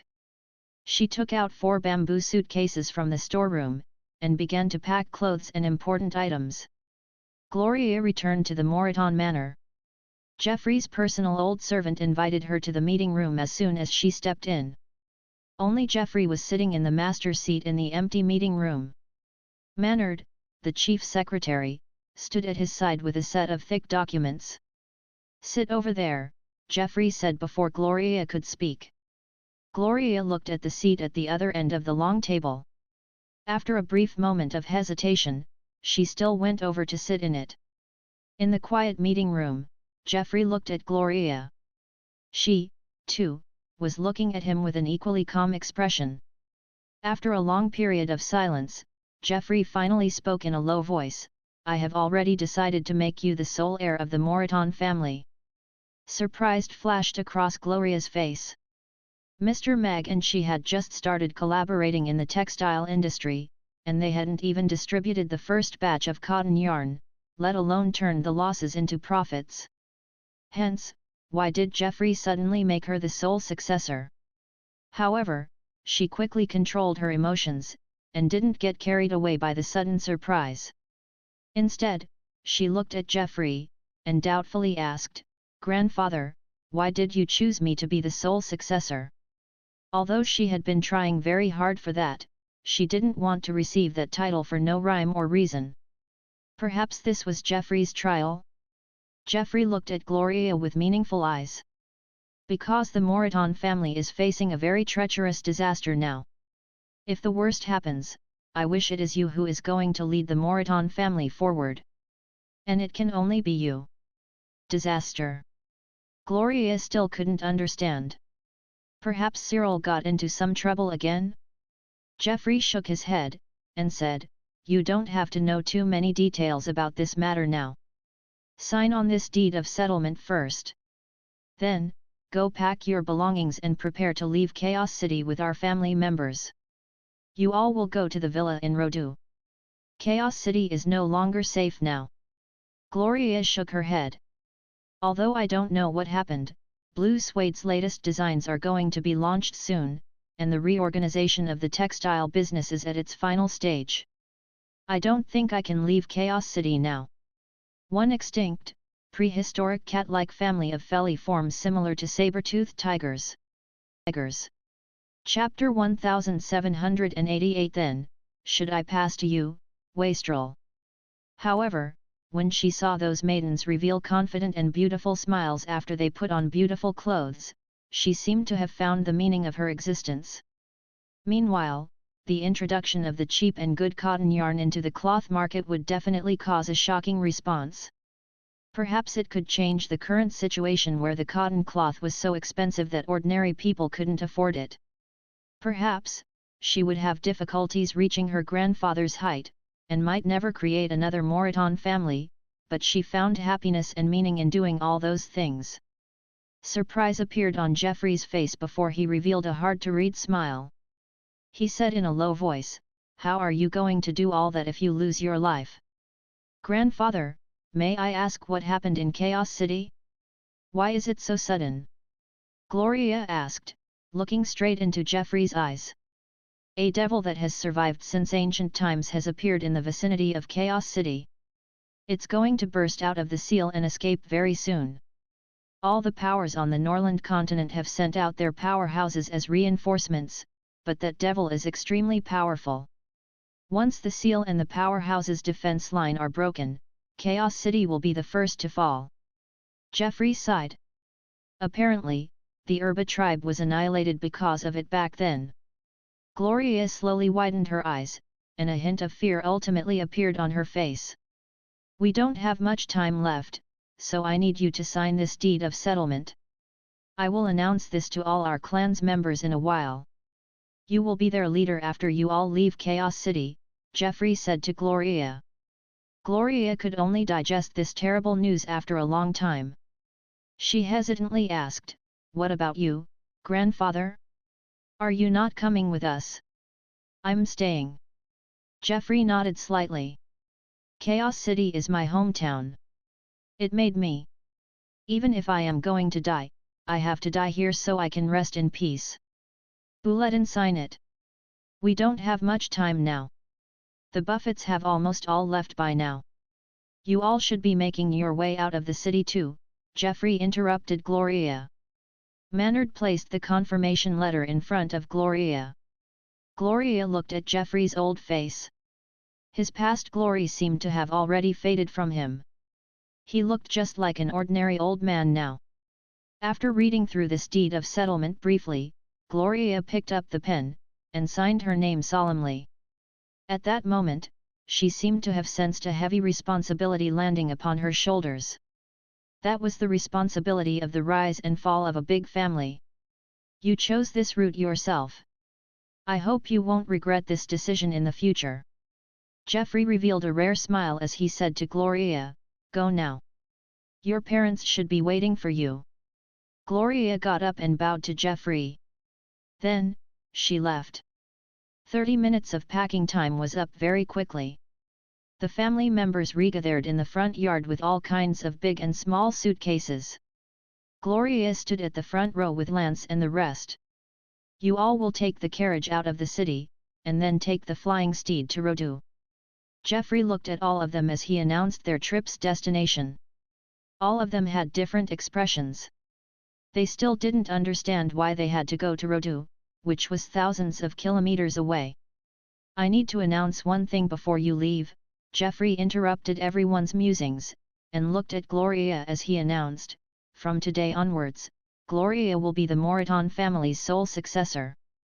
She will become the head of the family automatically when I die and take charge of all the matters in our family."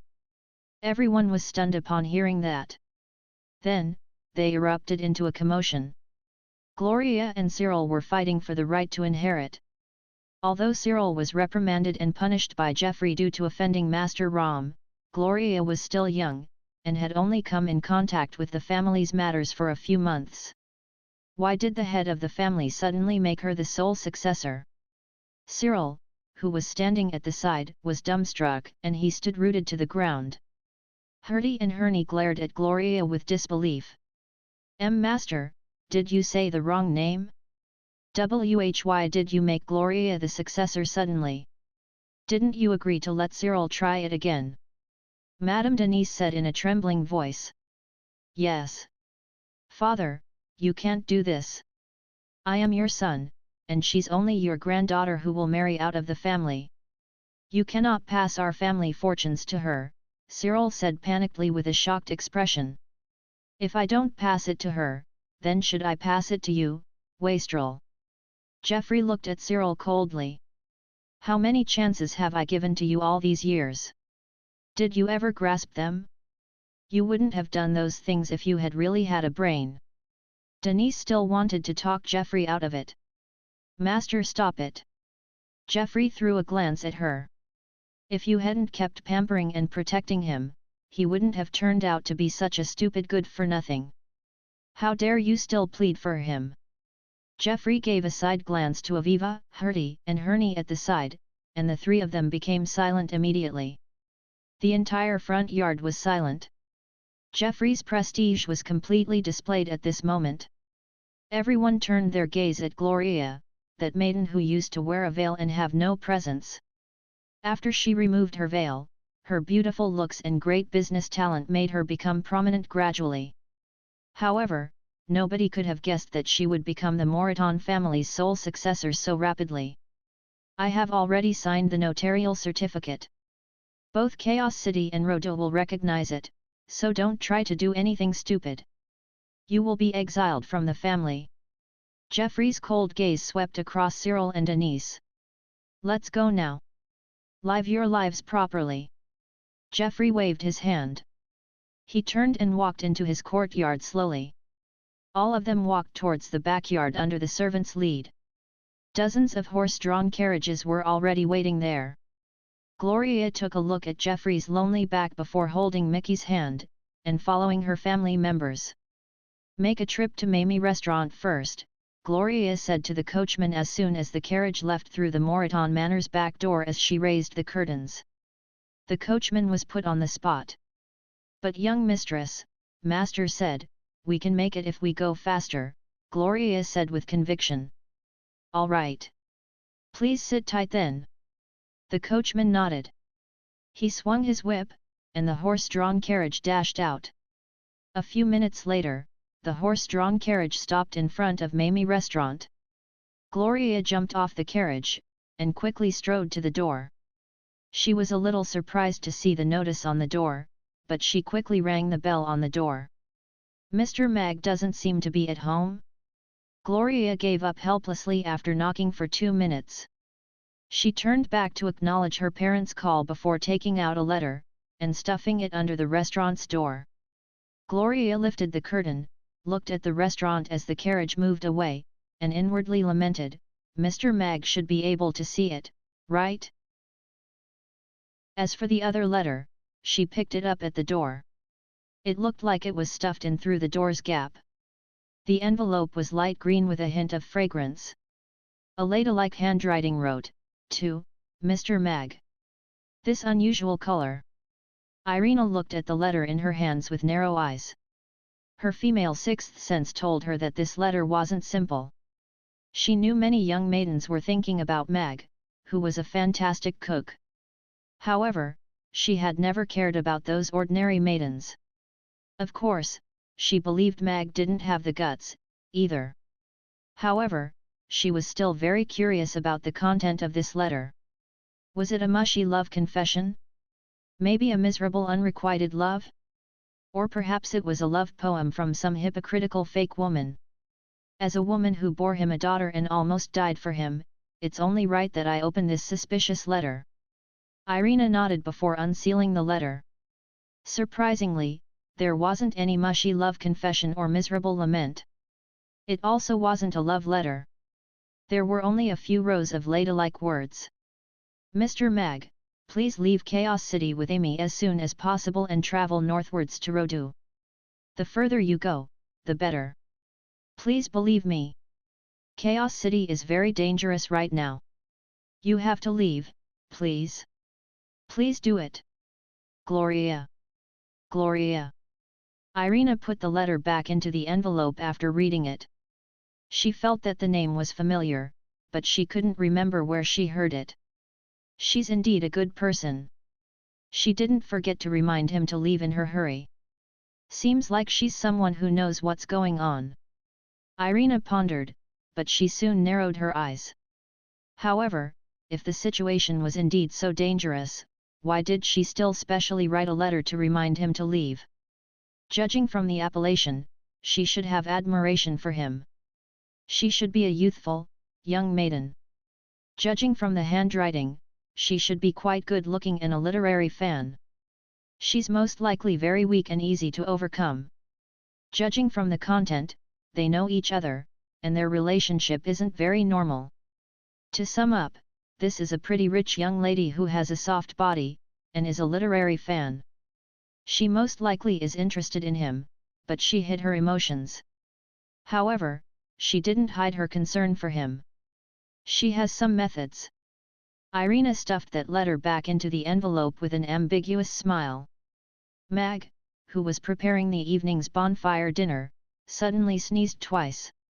He touched his nose perplexedly. He was already a 9th-tier powerhouse, so could he still catch a cold? I wonder what the situation is at the seal? Can they repair the spell formation in time? Mag was a little worried. If the seal failed, then they could only depend on the Norland continent's 10th-tier powerhouses to defend them. Ugly duckling, why are you so stupid? Yabimiya said smilingly. She had been watching Amy making Ugly Duckling spin dozens of times before it stood still and fell head into the ground. Meow! Ugly Duckling plucked its head out of the ground, and cried aggrievedly, its face full of mud. God is fair. He gave Ugly Duckling an ugly exterior, and he will definitely also give it a stupid brain so that it won't look uncoordinated, Amy said seriously. Everyone was taken aback, and they actually couldn't refute that. Meow! Ugly Duckling stuck its head into the ground again, and shut itself away from the world. In the cave with the seal, lights were brightly lit, and hundreds of formation masters were busy working. Novan walked up with a solemn expression to Jonas, who was instructing a few formation masters in setting up the base materials, and said, Jonas, something's wrong with the runes carving. What's the matter? Jonas turned around.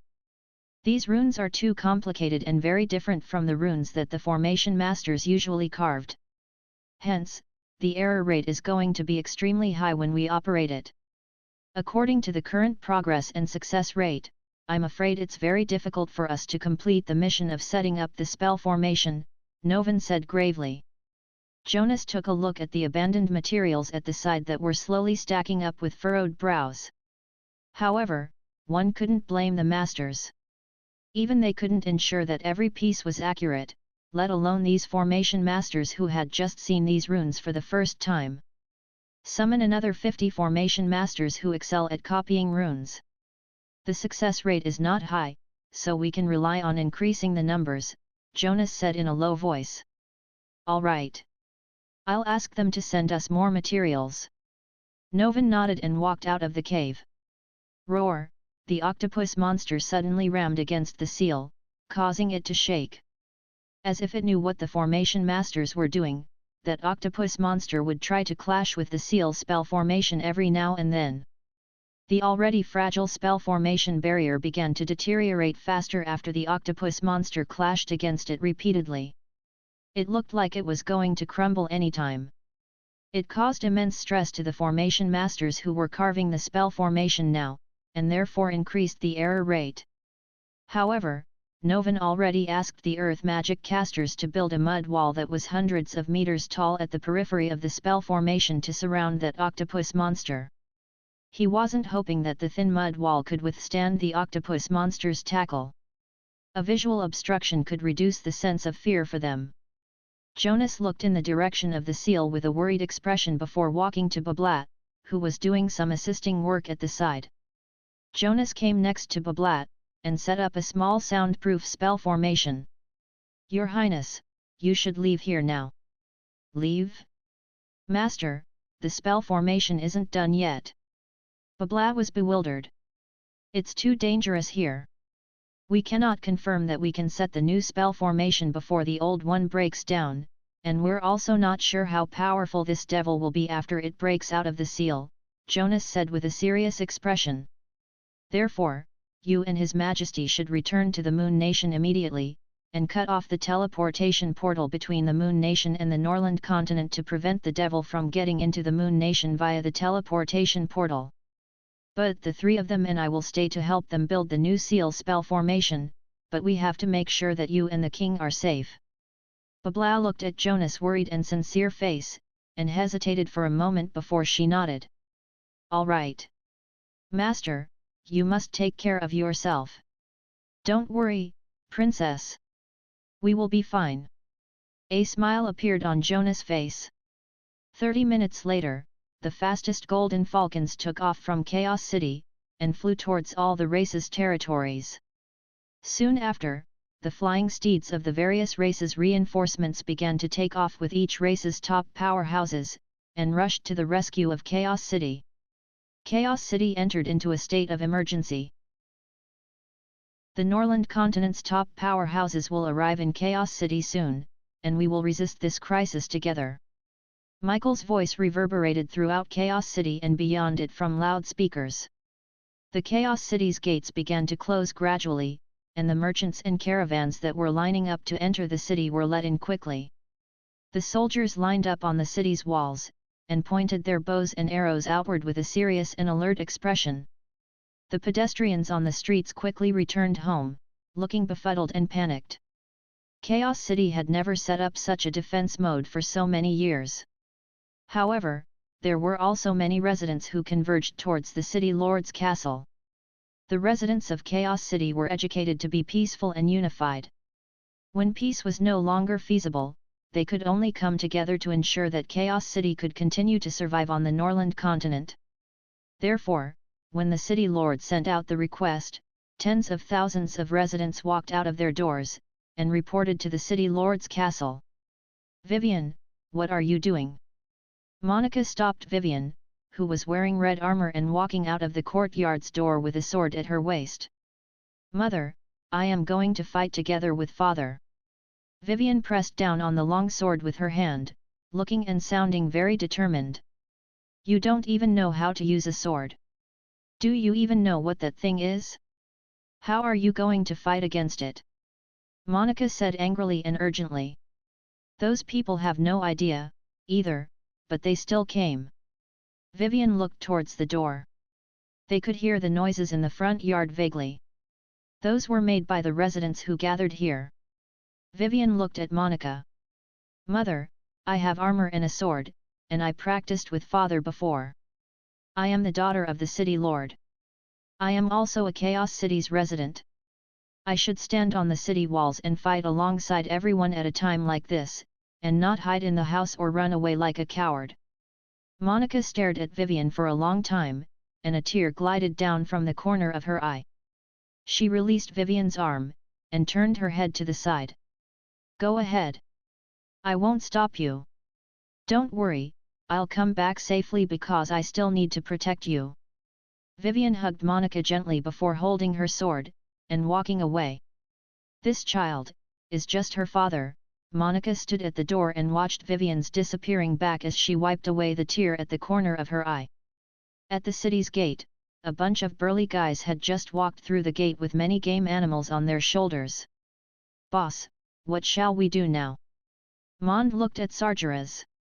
After a brief moment of thought, Sargeras said, "Keel, you will go and hand over the mission with 2 guys, and the rest will follow me to report to the city lord's castle."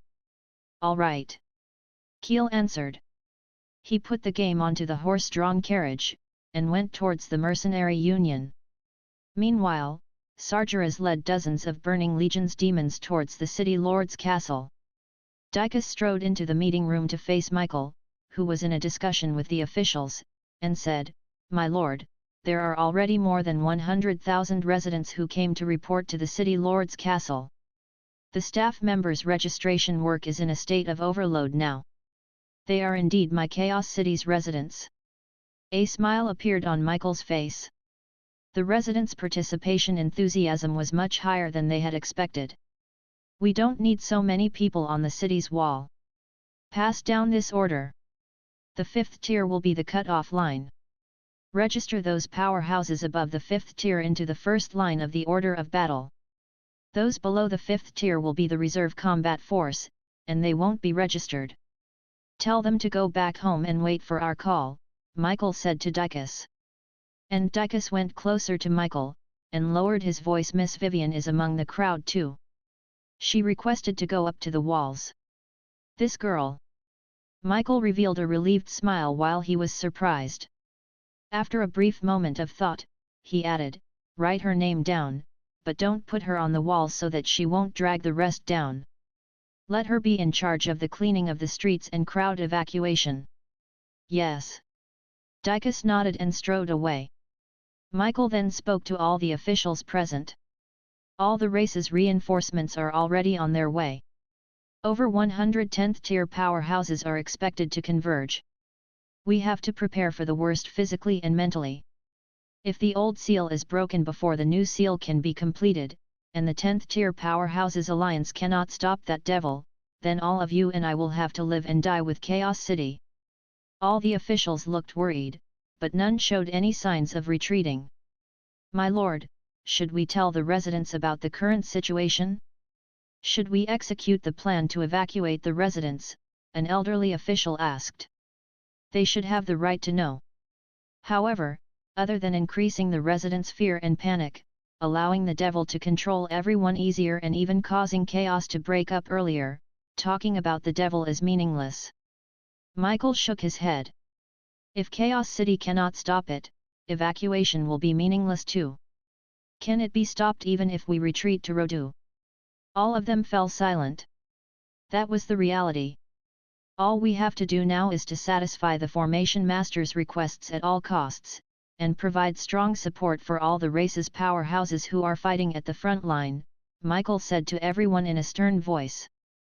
High Priest, do we also have to help them with our entire race's might? Outside Chaos City, a merfolk powerhouse looked at Dexter perplexedly. Yes, Chief. We have just been released from the seal at the bottom of the sea with Mr. Mag's help. We definitely should protect Mr. Mag's and his daughter's safety, but we don't have to risk our lives for these unrelated people, right? A merfolk powerhouse chimed in. All the merfolk looked at Dexter. Mr. Mag has said, when a bird's nest is overturned, no egg can remain intact. You all have seen the devil's power with your own eyes. If we allow it to burst through the seal, not only will the people of the Norland continent be plunged into misery and suffering, we're going to suffer too even if we're hiding under the sea. Dexter shook his head with a worried expression, and said, this isn't just a test for the Chaos City, it's a test for this whole world. No one can escape from it.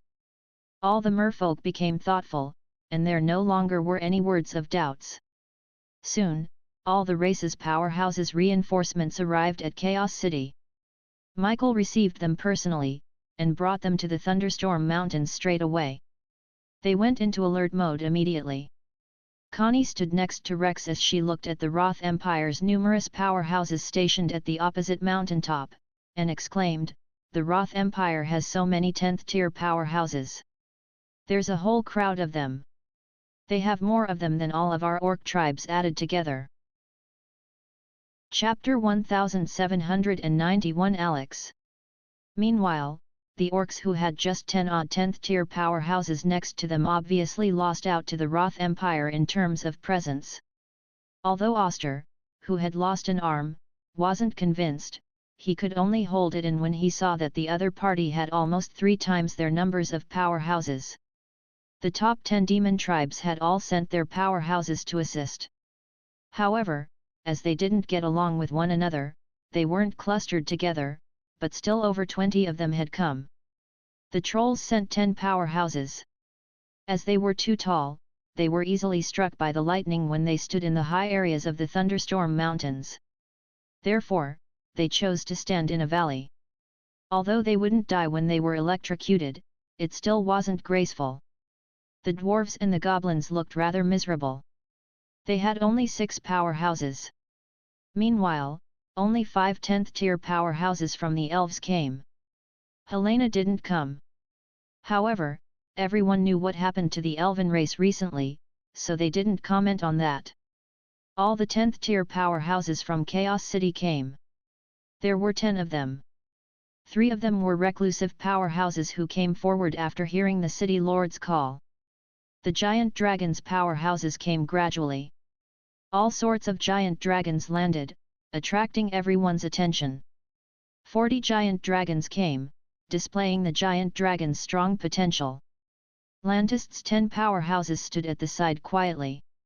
The Moon Nation's delegation was present, with the king as the leader. However, Babla wasn't among them. Apart from the race's representatives, there were also some free people who were present. For example, Krasu, Urian, and the attention-attracting Irina. I heard Alex is in Chaos City too. Why isn't he here? Cousins, a storm dragon, asked Irina loudly. Irina looked at him, and coldly asked, why? Do you want to challenge him? Cousins choked and couldn't help shrugging. This woman isn't a good person.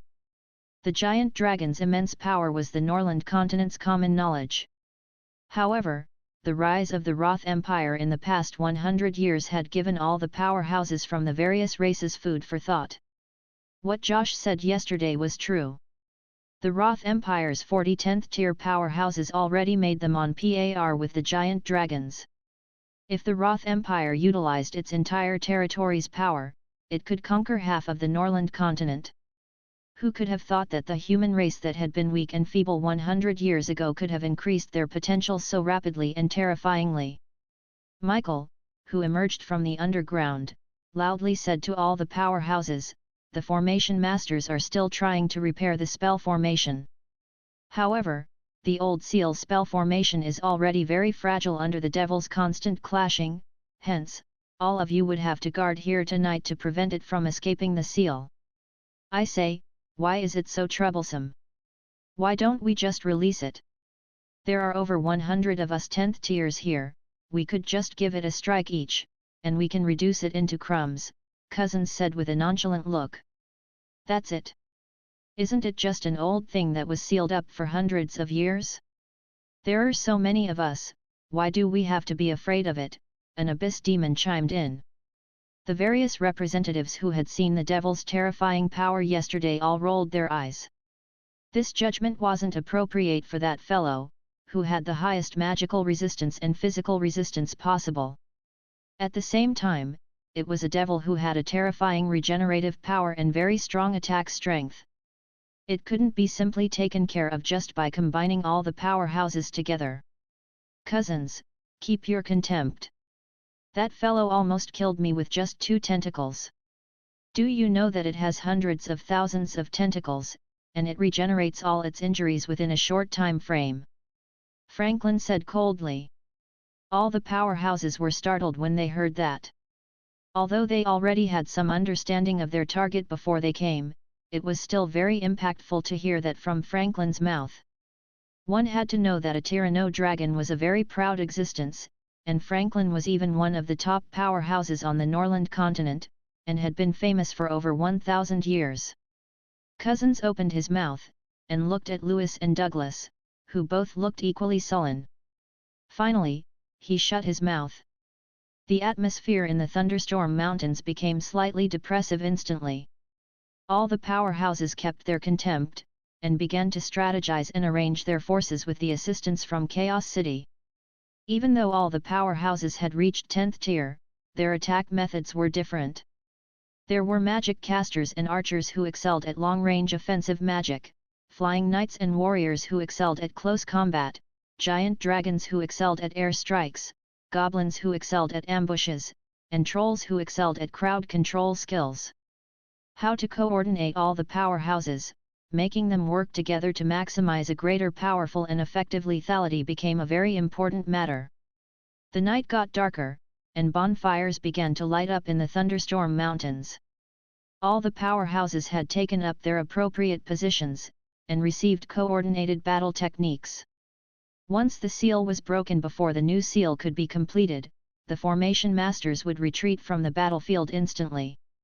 The real battlefield would be the wider Thunderstorm Mountains, and not the cramped cave. "Go back to Chaos City first," Rex said to Connie, who was crouching at the bonfire, and rubbing her hands together. "No, I am also a woman who is going to save the world. How can I leave such an important time?" Connie shook her head. "You will only distract those people who are saving the world by making them save you if you stay here," Rex said without any emotions. "You're too much, Master." Connie looked aggrieved. "That way." Rex pointed out the direction to Chaos City. Connie looked at Rex's face for a while, making sure that he didn't have any inclination to change his mind. Then, she got up, and prepared to return to the city by herself. Rex got up, and brought her along as he looked for a city lord's castle's knight. He asked, "Can you send her back to Chaos City?" "You have to send her to the city lord's castle." "Master, I really can go back by myself." Connie had a helpless look. "Let the city lord's castle's people send her to her courtyard," Rex reminded the man again after hearing that. "Yes." That knight nodded seriously before riding hard towards Chaos City with Connie, who had a dreadful expression. On that night, many didn't sleep on the Norland continent. However, Mag had a good night's sleep, but he got up early, and left a note for everyone. The congee with pork and century egg was cooking over the fire. Mag sneakily got up the purple-striped griffin that had landed silently, and left the blue grassland. All the way northwards, all the various living souls on the Norland continent began a normal day, unaware that a crisis that was on the brink of eruption was brewing in the center of the entire Norland continent. The purple-striped griffin let out a howl, and then landed in the thunderstorm mountains under everyone's gazes. Alex! Everyone looked at that man who was sitting on the griffin. Right at that moment, Novan dashed out of the cave, and yelled at the powerhouses present, "Emergency! The devil is thrashing crazily, and the seal barrier is about to shatter. The new seal spell formation is very close to completion. We need to earn some time for the formation masters." Chapter 1792 Come, Lightning. However, all the race's powerhouses had arrived. Sweeping a look across, it felt like 10th tiers were everywhere. A lockdown that gathered 90% of the Norland continent's top powerhouses. One couldn't find a more formidable lineup on the Norland continent. However, all of them went white when they heard Novan's call. "Let's act together and destroy this tunnel first. Otherwise, we can't even stretch out if we want to attack." Cousins made a suggestion. Giant dragons could only display their strongest power in the giant dragon form. The underground tunnel was too narrow for them. Furthermore, all the powerhouses had got their formations already, and going underground would cost them their alliance's advantage. The location of the seal is 1,000 meters underground. After you bombed out a new passageway, it would already come out of the seal. Mag threw a glance at that big guy. This suggestion was meaningless and rather stupid. Novan took a quick look at Mag before saying to all the powerhouses, "We need 30 powerhouses who can control the devil from a distance. The formation masters still need 15 minutes to complete the new seal spell formation. As long as the new spell formation can reseal it, the crisis will be resolved. Count me in." Irina stepped forward. "I'm an archer." An elf with a longbow stepped out. Krasu hollered, "All Magus Tower's long-range magic casters, step forward." "Yes." 10 magic casters replied, and stepped out in unison. The rest of the magic casters instinctively looked at Richard, who looked sullen, and hesitated if they should step forward. "Step forward." Richard stepped forward with a frown, and almost all the Magus Tower's magic casters stepped forward. Powerhouses of the demons, the forest trolls, and goblins began to step forward too, and soon a team of 30 was formed. Mag was a close combat knight, and he wasn't needed at a time like this, so he smartly remained at the side. 30 tip-top long-range magic casters and powerhouses combined just to stop that octopus monster for 15 minutes. Moreover, there were also many control magic casters, so it should have no problem. Ding! Emergency mission triggered, please help seal the octopus monster.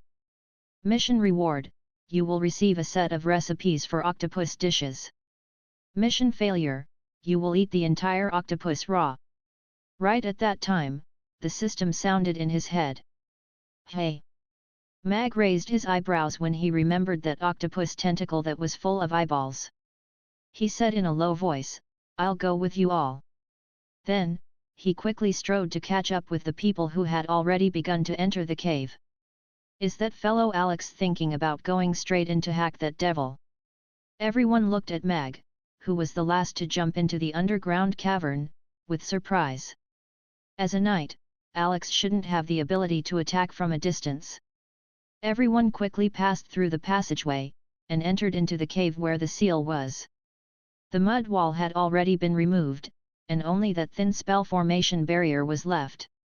Under the octopus monster's constant ramming, thin cracks already began to appear and spread on the barrier. It could shatter at any time. The theme of the new spell formation was already completed.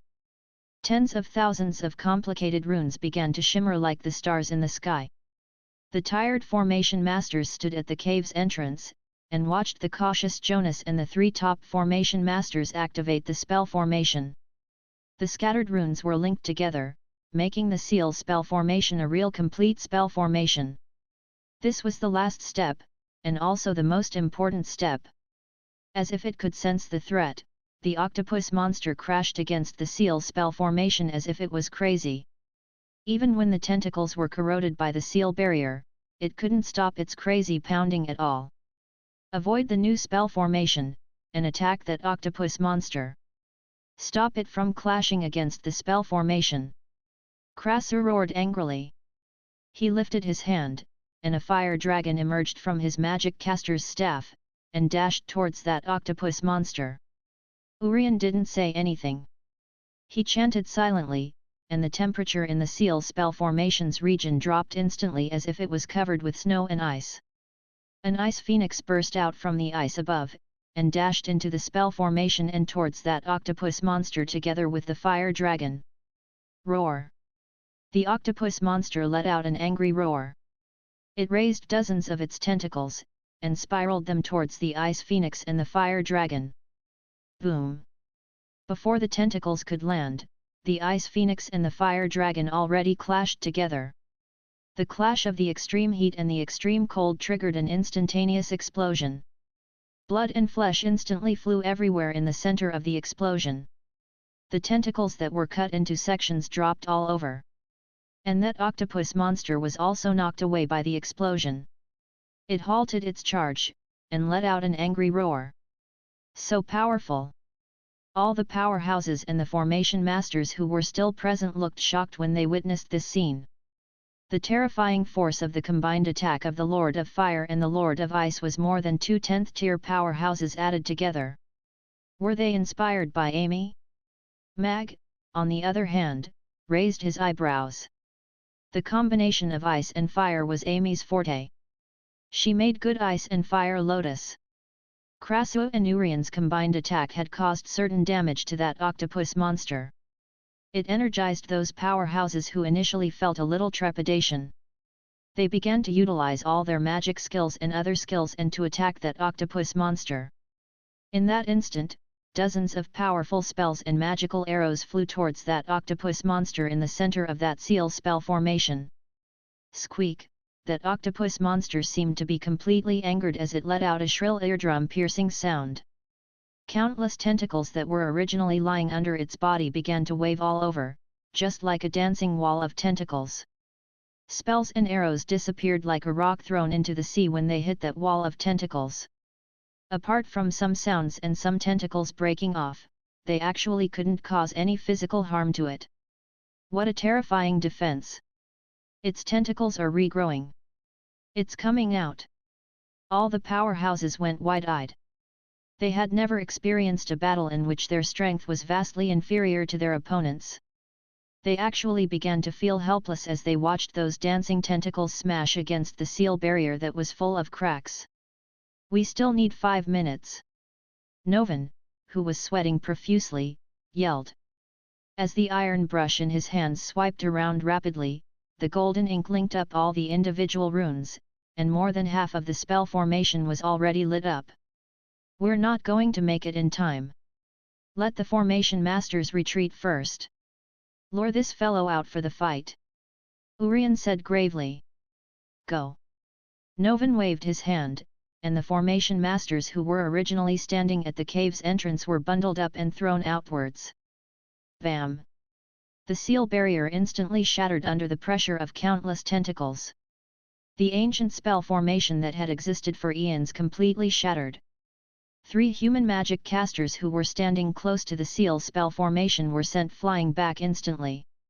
Novan used spatial magic to transport them to the cave's entrance 1 second before they hit the wall. Everyone retreat! Novan shouted with a grave expression. All the powerhouses began to retreat towards the cave's entrance. Cover me! Seeing that the situation had reversed suddenly, Mag shouted at Irina and Urian who hadn't retreated yet. He held his sword, and dashed towards that octopus monster. Bro Octopus, let's go through this ordeal together. Mag looked at the numerous octopus tentacles that were spiraling towards him and smiled. He then pointed his long sword skywards. Come, lightning! Alex was powerful, but over 30 10th tier powerhouses combined couldn't stop that octopus monster effectively. How could he stop it alone? Boom! A loud sound reverberated between the sky and the ground. A 9-colored tribulation cloud suddenly appeared in the sky above the thunderstorm mountains, and was spinning rapidly above the seal like a vortex. Lightning flashed and thunder echoed in the tribulation cloud. What is that? All the various powerhouses guarding beyond the cave saw the tribulation cloud, and they all turned pale. The lightning flashing in that tribulation cloud had a terrifying power that made people fearful. With a loud bang, golden-purple tribulation lightning dashed out from the tribulation cloud like an angry dragon, and went towards the middle of the circle formed by the powerhouses. Meanwhile in the cave, the octopus monster that was held up temporarily by the holy light had its countless eyes fixed on Mag, who dashed over alone. Numerous tentacles crashed towards him like a rushing tide, and covered him instantly. "What's that kid doing?" Krasu was shocked. He stamped his magic caster's staff against the ground, and 2 golden-red fire dragons flew towards that octopus monster crisscrossed. They evaded the tentacles at the exterior, and then exploded in an attempt to blast a way out for Alex. Urian almost reacted at the same time too. The entire seal space was instantly frozen. The air was so cold that it almost began solid, but that only delayed the octopus monster's movement slightly. Irina still looked calm, but there were unshed tears sparkling in her eyes. The dazzling holy light burst out from her magic caster's staff, and followed after Krasu's fire dragons. It went into the space that the dragons created, trying to search for that figure that was buried under countless tentacles. What a pity! Everyone couldn't help lamenting inwardly. A legendary knight was gone just like this. He still had to pay for his rashness eventually. Right at that moment, golden-purple lightning cut through rock layers that were thousands of meters thick, and appeared on the cave ceiling to strike that octopus monster. The moving tentacles and the unstoppable octopus monster shook uncontrollably when it was struck by the lightning that suddenly appeared. The tentacles' action froze instantly, and a whiff of white smoke rose up from its head, giving out a burnt smell. Where did the lightning come from? The powerhouses who were evacuating witnessed this scene, and their eyes widened as they stared at that octopus monster, which had stopped moving. They could feel the terrifying power in that golden purplish lightning. Although they were in the thunderstorm mountains, they were thousands of meters underground, so how could that lightning have struck that octopus monster so accurately? The test lightning. Irina's eyes lit up, and she suddenly understood Mag's plan. She had seen such lightning at the boundless sea realm before. "Don't be afraid. We brothers should enjoy and be struck together." A voice came from underneath the tentacles. Between the slashes of the blade, dozens of tentacles were cut into countless sections, and Mag, who was unscathed, was revealed. Alex isn't dead. Perhaps this lightning was summoned by him. But isn't he a knight? When did he know how to control lightning? Everyone looked at this scene with excitement and doubt. "This move. I seem to have seen it somewhere before," a fear demon powerhouse said with a weird expression. "Mr. Mag is indeed the man chosen by God." Dexter put his crystal ball down gradually, and looked at Mag with admiration. "Quick! Continue to link up the runes, we can still make it." Jonas threw a glance at the young man in front of the devil. Although he didn't know his identity, he definitely was a true warrior. His guts and power could maybe gain them some precious time.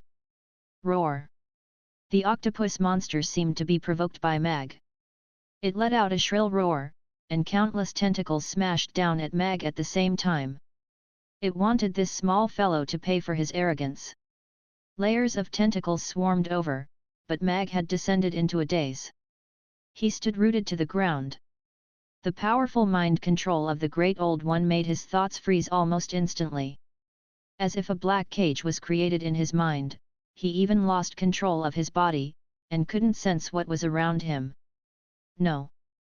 Irina exclaimed, and a dazzling beam of holy light instantly landed on Mag. As if the morning sun had torn through the dark night sky, Mag felt the cage that had trapped him disappear instantly. When he opened his eyes, a tentacle had already appeared in front of his face. His sword was quick, but Bro Octopus was too tough. Mag was still a 9th tier before the thunder strike landed on him. This meant that no matter how fast he was, he couldn't cut through this octopus tentacle. Fortunately, he still had his chef's knife with him. His chef's knife was very fast too. With a flash, that tentacle that smelled burnt broke before it could land on Mag's head, and fell to the ground weakly. So what if you're tough, the cleaver will teach you a lesson. Mag kept his fat head fish, and began to leap in between the tentacles with his long sword. At the same time, he inwardly complained, "System, where's my lightning? Why is there such a huge delay?" Perhaps God is in the process of assessing the level of intervention, and coming up with the appropriate lightning's intensity, the system replied calmly. "Be careful, don't send your daddy off together." Mag leaped around in between the tentacles, and was surrounded by the tentacles again. Fortunately, these tentacles were too thick, and they couldn't move around easily after getting too close to Mag. They always gave Mag a place to hide. However, this space was rapidly getting smaller. Those eyes all over the octopus monster's tentacles were not for decoration. "Let's help him." The powerhouses who were about to retreat returned to the cave after seeing this, and prepared to help him. "Don't help me. My lightning doesn't differentiate." Mag's voice appeared in the midst of the octopus monster's tentacles again. Boom! Thunder boomed again, and 3 golden purple lightning bolts came down from the top of the cave.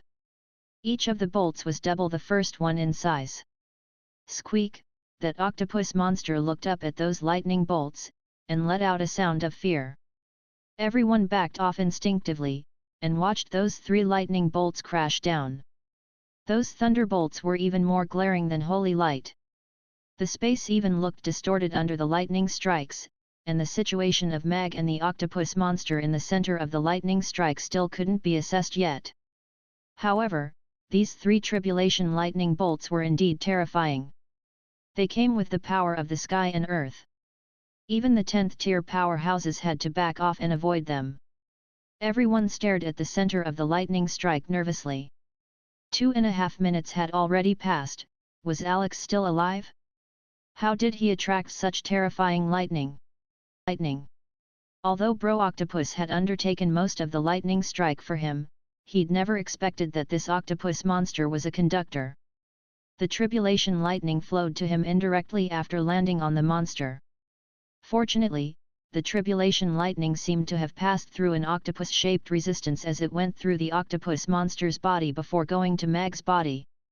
The electrical power seemed to be perfect. It achieved the effect of clearing the blood vessels, and prevented the horrible consequences of killing Mag immediately because the lightning was overpowered. After being struck twice continuously, the unbridled octopus monster was finally scared. The tens of thousands of eyeballs spun around furiously, and stared at the top of the cave. It didn't dare to move for some time. The black mud on the octopus body's surface was already integrated by the lightning. However, after the lightning strikes, the octopus body surface turned black, and the octopus looked rather ridiculous. The people who had suffered continuous defeats at the hand of this octopus monster began to have even greater doubts about Alex while feeling exhilarated. Everyone knew Alex was the most powerful knight ever in history. He had great power which allowed him to engage in close combat with giant dragons. However, the power that he displayed today was control over powerful lightning.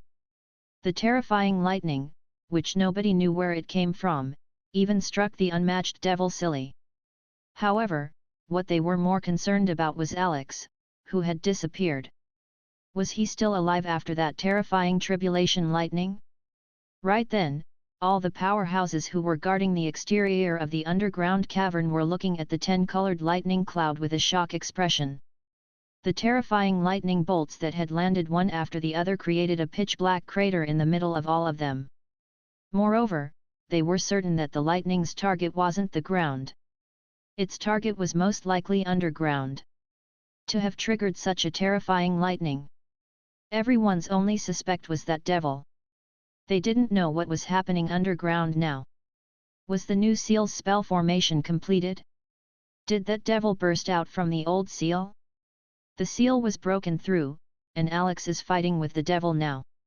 Right then, someone among the first batch of the formation masters that had retreated from the underground cavern answered the powerhouse's questions. Alex. All of them looked shocked. Perhaps it was Alex who created this commotion? I heard that Alex used lightning to battle the fear demon's powerhouses at the Boundless Sea Realm a few months ago. He even struck down Bashir aggressively, Douglas said gravely. The few fear demon powerhouses who came as reinforcements all looked away. However, when they looked at the tribulation cloud that was spinning in the sky, they couldn't deny that today's scene was, in fact, rather familiar. I didn't expect Alex to be so powerful when he returned after disappearing for 3 years. We, too, will have to retreat if we face this terrifying lightning, Lewis lamented. Perhaps, he has already gone through 10th tier, and reached the legendary state. Franklin exclaimed. A commotion erupted immediately when that statement was made. On the Norland continent, 10th tier was the pinnacle. Lewis, who was very powerful, was slightly more powerful than normal 10th tier powerhouses after living for thousands of years. However, he was far from achieving a huge divide like the one between the 9th tier and the 10th tier. Whether there was a more powerful existence above the 10th tier had always been a mystery. Some said the gods revered by all the races were once powerhouses that had burst through the restraints of the 10th tier. However, the Norland continent had long cut off communication with the gods, so nobody knew if this was true. And the terrifying lightning summoned by Alex today let the powerhouses feel a scary potential. Even the physically powerful giant dragons didn't dare to say how much of them would be left if they decided to withstand the lightning. The lightning cloud that was still hovering in the sky harbored a greater terror. Like the fury of the sky and earth, it made them scared and even want to submit to it. How did he become so powerful? Josh, who was standing afar, went white when he heard their conversations. He was staring at that cavern with bloodshot eyes. He had never wanted that devil to burst out and kill that fellow who had been lording over him for 10-odd years like now. Just then, the third wave of lightning began to dash out from the tribulation cloud with a loud bang. The number of lightning bolts changed from 3 to 5. 5 tribulation lightning bolts came out, and crashed down together. All the powerhouses quickly backed off, afraid to be implicated by the lightning strikes. They would only turn to dust if they were struck by this lightning. Meanwhile, Mag, who was pinned under the octopus tentacles, had almost lost all his space to move around. Just as he was about to take Fathead Fish out, the thunder sounded again. The 5 lightning bolts actually twisted into a 5-colored tribulation lightning that was almost the size of the octopus monster's head, which it smashed onto. The thunder accompanied lightning and the octopus monster's shrill scream, and the 5-colored tribulation lightning went into its body. Even its internal organs could be clearly seen after it was lit up by the lightning. The countless octopus tentacles swung around uncontrollably, smashing rocks into dust. The cave shook as if it was going to collapse at any time. Urian created a 1-man-tall ice wall just in time, and shielded Jonas and the new spell formation behind it, letting the octopus tentacles glide across its surface smoothly. However, Mag, who was surrounded by the octopus tentacles, wasn't so lucky this time as to depend on the octopus monster to pass through the tribulation lightning. Apart from the lightning that landed on him after passing through the octopus monster's body, the 5-colored lightning actually went through the gaps in between the octopus monster's tentacles, and landed on his head. The lightning striking his head was just like an axe hacking him right on the head before it split into countless little axes that slowly split open and smashed every single cell. That extreme pain made him howl uncontrollably. This was a process that kept repeating. The lightning moved in his body, and every part of his body repeated the process between fragmentation and reorganization continuously. Even though Mag had gone through tribulation lightning 9 times, the past 9 tribulation thunderbolts together couldn't compare to the pain and ordeal brought upon by this current one. He even had the urge to take out Fathead Fish to give himself a strike. However, he had lost the control over his body now. He couldn't even turn his head, let alone lift his cleaver. He widened his eyes as he tried to find something that could attract his attention. Then, he saw that there actually was a golden egg inside the octopus monster's body, which he could see through in the lightning's glow. What's that? Mag's eyes widened gradually. Perhaps the octopus came from an egg? However, even Neza one only had a 3-year gestation period. This fellow had been sealed here for countless years. Did it have constipation even when it was pooping out an egg? Before Mag could see clearly, the pain in his body suddenly disappeared, and the octopus monster's body slowly reverted to its normal form. Mag clenched his fist, and a never-felt-before powerful sensation surged in his body. At the same time, he instantly grasped all the battle techniques that only a 10th tier would know and use to the extreme. So this is how a 10th tier feels. A hint of a smile appeared on Mag's lips. He flicked a glance at Jonas, who was about to complete the new seal. Now, it was time for Mag to display his real power. Although the octopus monster's aura was weakened drastically, it still withstood this tribulation. At the same time, it noticed the new seal spell formation was going to close up, and it immediately went berserk. Dozens of tentacles rose up and smashed at Jonas. Boom! Right then, a thunder sounded again. Damn, why is there still another one? Mag was shocked.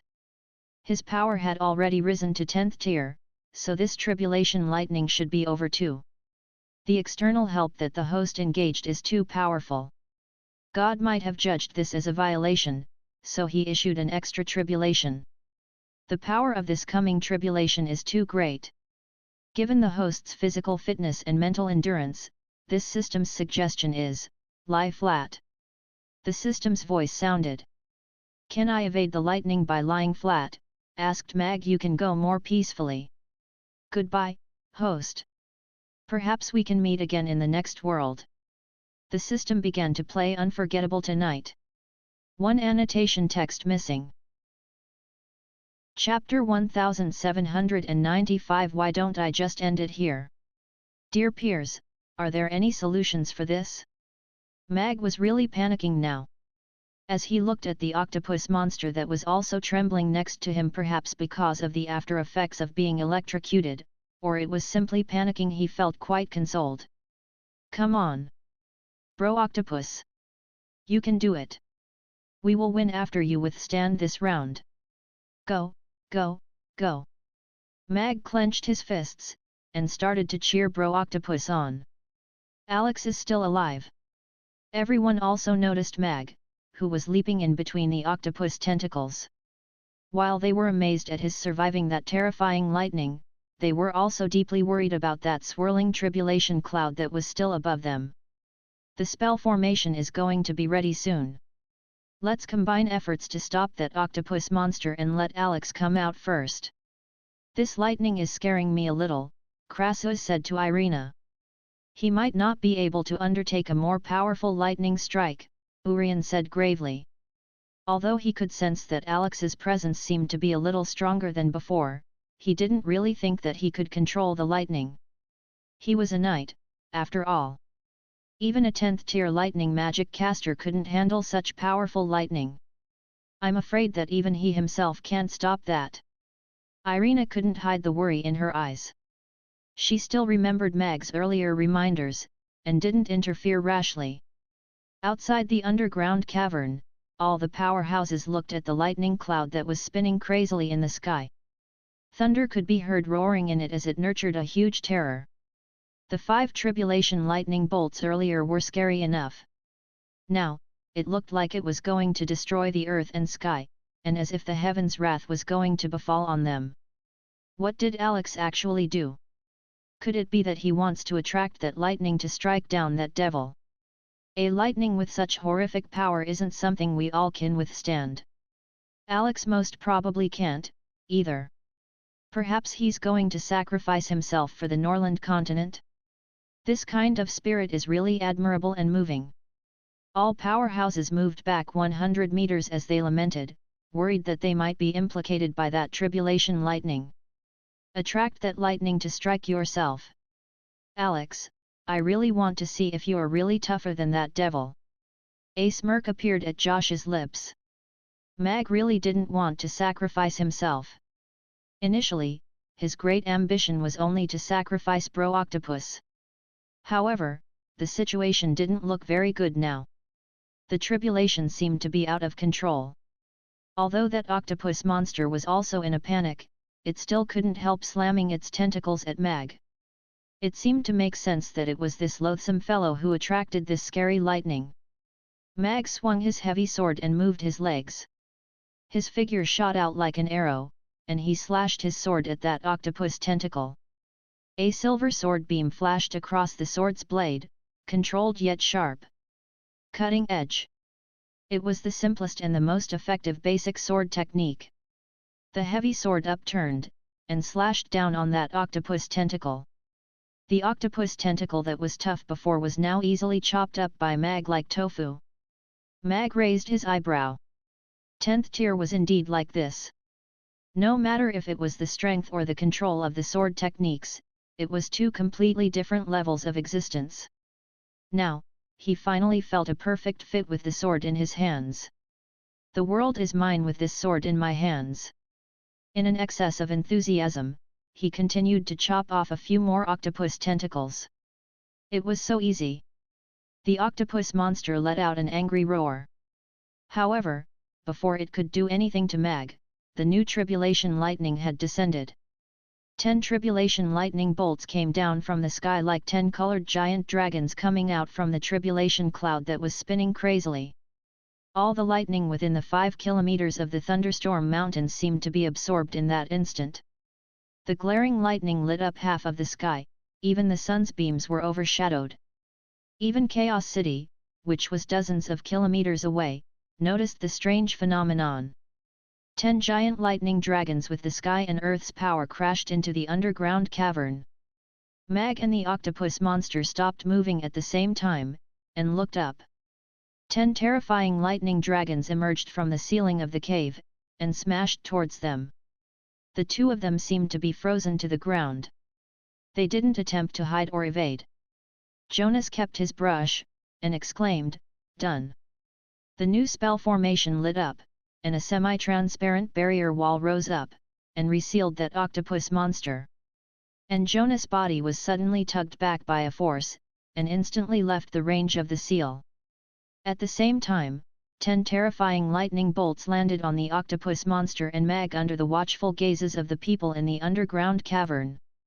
Every terrifying bolt's diameter was more than 3 meters, and terrifying electrical power was hidden in them. All the 10th tier powerhouses present were certain that any of those lightning bolts could turn them into ashes, let alone being struck by 10 of them at the same time. The 10 colored lightning landed on the same place. The entire seal spell formation was engulfed by the terrifying lightning. The lightning was so dazzling that people couldn't look at it. The horrible power made those powerhouses who had already retreated to the cave's entrance dare not go forward hastily.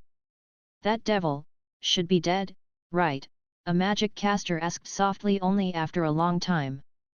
Actually, he didn't finish his words. The other possibility was greater, but nobody wanted to bring it up. The new seal spell formation was completed. Alex had accomplished his mission to buy time. Regardless if the devil was dead or alive, the Norland continent's crisis was resolved. However, under the brutal attack of such terrifying lightning, Alex most probably couldn't escape, either. "Mr. Alex." Dexter couldn't help rushing forward when he witnessed that. He raised his crystal as he prepared to help. Urian stopped him, and said in a grave voice, "This lightning is very weird. It would attack anyone within a certain range with discrimination. You will draw fire onto yourself if you act now." Irina shook her head at him too. Dexter looked anxious, but he knew that these two had extraordinary relationships with Mr. Mag. There had to be a reason that they didn't help Mr. Mag, and stopped him from helping too. In the midst of the lightning, the octopus monster let out an ear-piercing scream as it waved its tentacles crazily, and Mag had already descended into a frenzy. The sensation of the soul being torn apart was a million times worse than the sensation of the body's cells being shredded. That was a pain that he couldn't escape from, one that went straight to the soul. Mag felt that his soul was being cut into countless pieces. In his confused state, he seemed to have seen many past memories, including his birth, growth, the people he met, and some experiences. Apart from that, he also saw many scary scenes between heaven and earth, like the giant eyeball in the ocean's depth, the headless body floating in midair, the dismembered body in the boundless abyss. The pain at the deep part of the soul and the psychedelic scenes sent his psyche on the brink of collapse. Why don't I just end it here? Mag grasped the heavy sword with his trembling hands. Although it was a little difficult, as long as he controlled his strength properly, he could slash his head and end all this pain. The new seal should be completed, and his mission was also accomplished. He lifted the heavy sword up gradually, and slashed towards his face. Right at this time, that golden egg in the octopus monster's body was struck out of the body by a lightning bolt. Cracks began to appear on it before the shell shattered completely. Chapter 1796. When things are abnormal, something is up. Just then, a soft white glow suddenly landed on him. Mag regained his senses and a little consciousness, as though someone poured a bucket of ice water over him. After that, he saw that adorable figure in the bits of his soul fragments. Her kneeling by the bed, and holding his hand looking lonely, her smiling happily in a new dress, her smiling blissfully when she tried the food he made for the first time. The landing sword suddenly stopped, and chopped off a few strands of hair. I cannot die. This time, I cannot die again. The sword landed, and Mag clenched his fists tightly as he let out a deep growl. The soul fragments started to regroup, and this painful process was even worse than being torn apart. Pause. Restart. The host is undergoing an abnormal evolution, the 2 lines of small words flashed past Mag's mind. What Mag did not notice was that somewhere slightly further away, a naked young girl was looking at him curiously. Although she was within the thunder strike, the lightning did not hit her. Instead, it went around her, and formed a vacuum in a 2-meter radius around her. At this moment, the octopus monster was also enduring pain identical to Mag's. It was in so much pain it could not bother to do anything to Mag. Mag had no idea how long the process was. It felt like a century. He saw his body, which had just regained the 10th tier, being restructured within the lightning. It was no longer like a baptism. Instead, it was a rebirth after being completely crushed. The lightning engraved mysterious markings on his bones, and left marks on his muscles. He watched as his soul got reconstructed after being torn apart, and the 2 separate sets of memories with a gap in between fused together to become a complete soul. A stable and invincible soul. Mag opened his eyes. The lightning enveloping his body suddenly dispersed, revealing a vacant land. This is? Mag looked at his hands. His long and fair fingers looked rather similar to before. However, he knew very clearly how much horrifying power was hidden within this pair of normal-looking hands. He had already felt what it was like to have 10th tier strength, but his current strength was beyond the 10th tier. Meanwhile, the original Tiandu sword actually became smaller and sleeker. However, it was still a very heavy sword that a normal person could not wield. On the handle of the sword was a silver lightning logo. When he held the sword in his hand, he could feel the connection with it through his soul. It was as though it was also reborn in this thunder strike. Congratulations on successfully becoming a god. The system's voice sounded. It was an unforgettable night that somehow became a great day. God. Mag frowned in bewilderment. The 10th tier is the upper limit in this world. Those who broke through this limit would naturally become a god. According to ancient records, you are the only person in the Norland continent throughout 100,000 years to be successful in becoming a god, the system replied. Mag was deep in thought. It seemed becoming a god was just a breakthrough in levels. However, he quickly recalled something. Does that mean that I've already completed your ultimate mission? Does that mean that you've completed your mission ahead of time? I am the god of cookery system. God of cookery system, do you understand? I am here to help you become the god of cookery, but you've become a god through the thunder strike. This is making it awkward for me, alright? How do you expect me to explain it to them? That I am even worse than a thunder strike? What about my pride? It took me so long to finally rejoin the group. The system howled with frustration. Mag raised his brow. He suddenly did not know how to comfort the system. After the conversation, Mag quickly noticed the young lady not far away. She was a very beautiful young lady who was floating above the ground silently, watching him. Her small face was as exquisite as an angel's. Her long, smooth golden hair was let down, and she had a pair of light green eyes. They were bright and clear like the reflection of a green leaf in the morning dew. She was not wearing any clothes. The holy white light one landed on her fair skin, but it did not trigger any dirty thoughts in one's mind. The lightning also went around her. The octopus monster was screeching within the thunder strike, and a beautiful and strange young lady like this one appeared within the thunder strike that had yet to end. When things are abnormal, something is up. Mag held the long sword, and the thunder roared. In the next instant, he appeared right in front of that young lady. With the roar of the thunder, he slashed his long sword right in the middle of her head. The young lady opened her mouth slightly, looking at Mag in disbelief. She had an innocent expression, just like a feeble little white rabbit. However, Mag did not waver at all. He knew very well what kind of horrifying powers the great old ones had. Host, she was the one who saved you. The system's voice suddenly sounded in Mag's head. Right before the long sword landed, it grazed past her. However, the sword projection was still strong enough to sever tens of tentacles. What? Mag looked at the young lady in front of him. She appeared a little scared, but her gaze was still clean and clear. System, who is she? What is she doing here? Why is she the one who saved me?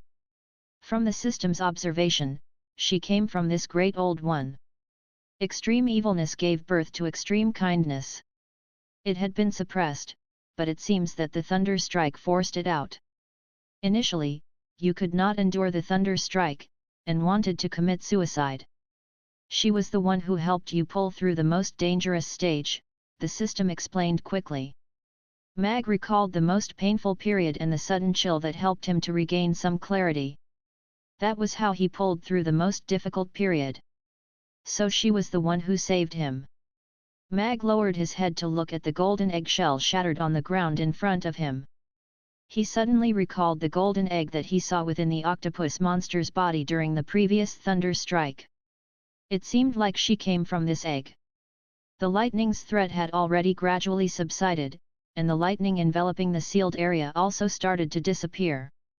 The octopus monster's aura had weakened significantly. However, it had still endured the horrifying thunder strike. The tentacles minced from the thunder strike recovered at a visible speed. The red eyes stared at Mag and that young lady. The horrifying growl started again with apparent frustration. Tens of tentacles came wriggling towards them, and their first target was obviously the young lady. That young lady inched closer to Mag. She looked at Mag with her clear and innocent eyes, as though asking him for help. System, can I kill it now? Mag asked with a frown as he looked at the wriggling tentacles. You currently have the ability to cut it up rapidly. This is a very useful skill in food preparation. However, with its rate of recovery, you would tire yourself to death before you could kill it. However, as long as you did not die of exhaustion, it would not be able to kill you, either. One not like Irina's, but like the anime censorship technique, I believe. Chapter 1797 Host, you're getting too full of yourself. Our gods, so weak. Mag felt a mixture of feelings. He thought that after becoming a god, he could do whatever he wanted. He did not expect that he would not even be able to kill half of the Great Old One. You were conferred as god because of the unique situation in which you went through the Thunder Strike. You're merely at a level above the 10th tier, not a real god that could rule the entire world. You can't even control the law of nature. Other than the increase in strength and a lifespan 10 times longer, you've not really transcendent, and thus could also be considered a pseudo-god, the system replied. One must not go astray, Mag lamented to himself. However, he still felt good inside.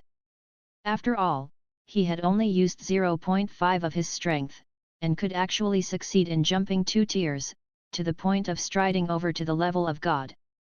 He did not care if he was a pseudo-god. The strength and life expectancy were what mattered. A lifespan 10 times longer would be equivalent to 1,000 years. He finally did not have to be troubled over not being able to watch Amy grow up. Please do not fret. With my meticulous guidance, you will be able to continue spreading delicacies in this world, and one day become the god of cookery that even God would acknowledge. Then, you will be able to transcend and become a real god. Please do not become too full of yourself. Please stay true to your heart. Please remember. Your main mission is to become the god of cookery. The system was filled with worries, just like a parent afraid that his child would become complacent from getting full marks in an examination. I am not worried at all. I am very happy now. Although I can't control the earth or the weather, I am still the only one in 100,000 years. Mag raised his brows with a smile as he said, I would not blame God for bringing me here, but I feel that God's acknowledgement was not very important. Why must I become the god of cookery? Host, you're getting too full of yourself. You say, system, if I don't do my missions anymore, will you also fail your mission? Will you be sent back to be restructured, or will you be thrown into the rubbish dump straight away? Host, you can't be like this, host. Daddy. I was wrong. How could cooking be a mission? Cooking is a beautiful experience that brings joy to the chef and the consumer. Besides, I am Daddy's most capable helper. It is my responsibility to help Daddy make even more delicacies so as to bring more variety of food to this world, and allow everyone to be capable of making delicacies as well. This is such a noble career. I believe every kind person would be willing to fork out a little time to do something so small. What do you say? Daddy, the system called out. I think it's all right. Mag nodded with satisfaction. He looked at the young girl in front of him, and asked, what do we do with her? Objectively, she was part of the Great Old One. However, from a good or bad point of view, she was on the kind side. From the octopus monster's perspective, it would definitely not let her live in this world. Kindness and evilness cannot coexist. Since she has come into this world, the Great Old Ones are bound to kill her. If you don't bring her away, she will definitely die here. Mag frowned. Bringing her away was not difficult. The troublesome part was how to explain her existence to the powerhouses guarding outside the spell formation. He couldn't possibly say that the octopus monster gave birth to her. Or that she was another personality of the octopus monster. No matter how he put it, she might either be killed or captured and cut up for research. Ultimately, this maiden was his savior. He could not bring himself to harm her. Besides, even if she was cut up for research, he didn't think that those fellows outside would be more professional than the system. I'll bring you away. Later on, don't make a single sound, Mag told the maiden gently. The maiden appeared to be no more than 14 years old. Her innocent looks would really make one pity her. It was the appearance and aura that men would not be able to reject. The maiden nodded, but Mag did not know if she actually understood him. Mag took out his cape, and put it around her. After that, he put his arm around her thin waist, and looked up. That octopus monster is still alive, someone exclaimed when the powerhouses standing by the entrance of the cave saw the sealed region as the lightning dispersed gradually. The octopus monster, which had most of its tentacles broken off from the thunder strike, looked rather pathetic. However, the octopus monster did not disintegrate. After the thunder strike, its tentacles started growing out rapidly again. Everyone was shocked by the octopus monster's tanking abilities and rate of recovery. Luckily, the new spell formation for the seal had already been set up, and was not destroyed by the thunder strike. For now, they needed not worry that it would rush out. Is Alex still alive? That was another question everyone was very concerned about. If Alex had not rushed into the spell formation just now and caused the thunder strike, there would have been no time to fix the new spell formation. However, Alex was also unable to escape the horrifying thunder strike, and was struck by the lightning together with the octopus monster. The octopus monster was already in such a bad situation with its strong defensive skills and quick recovery.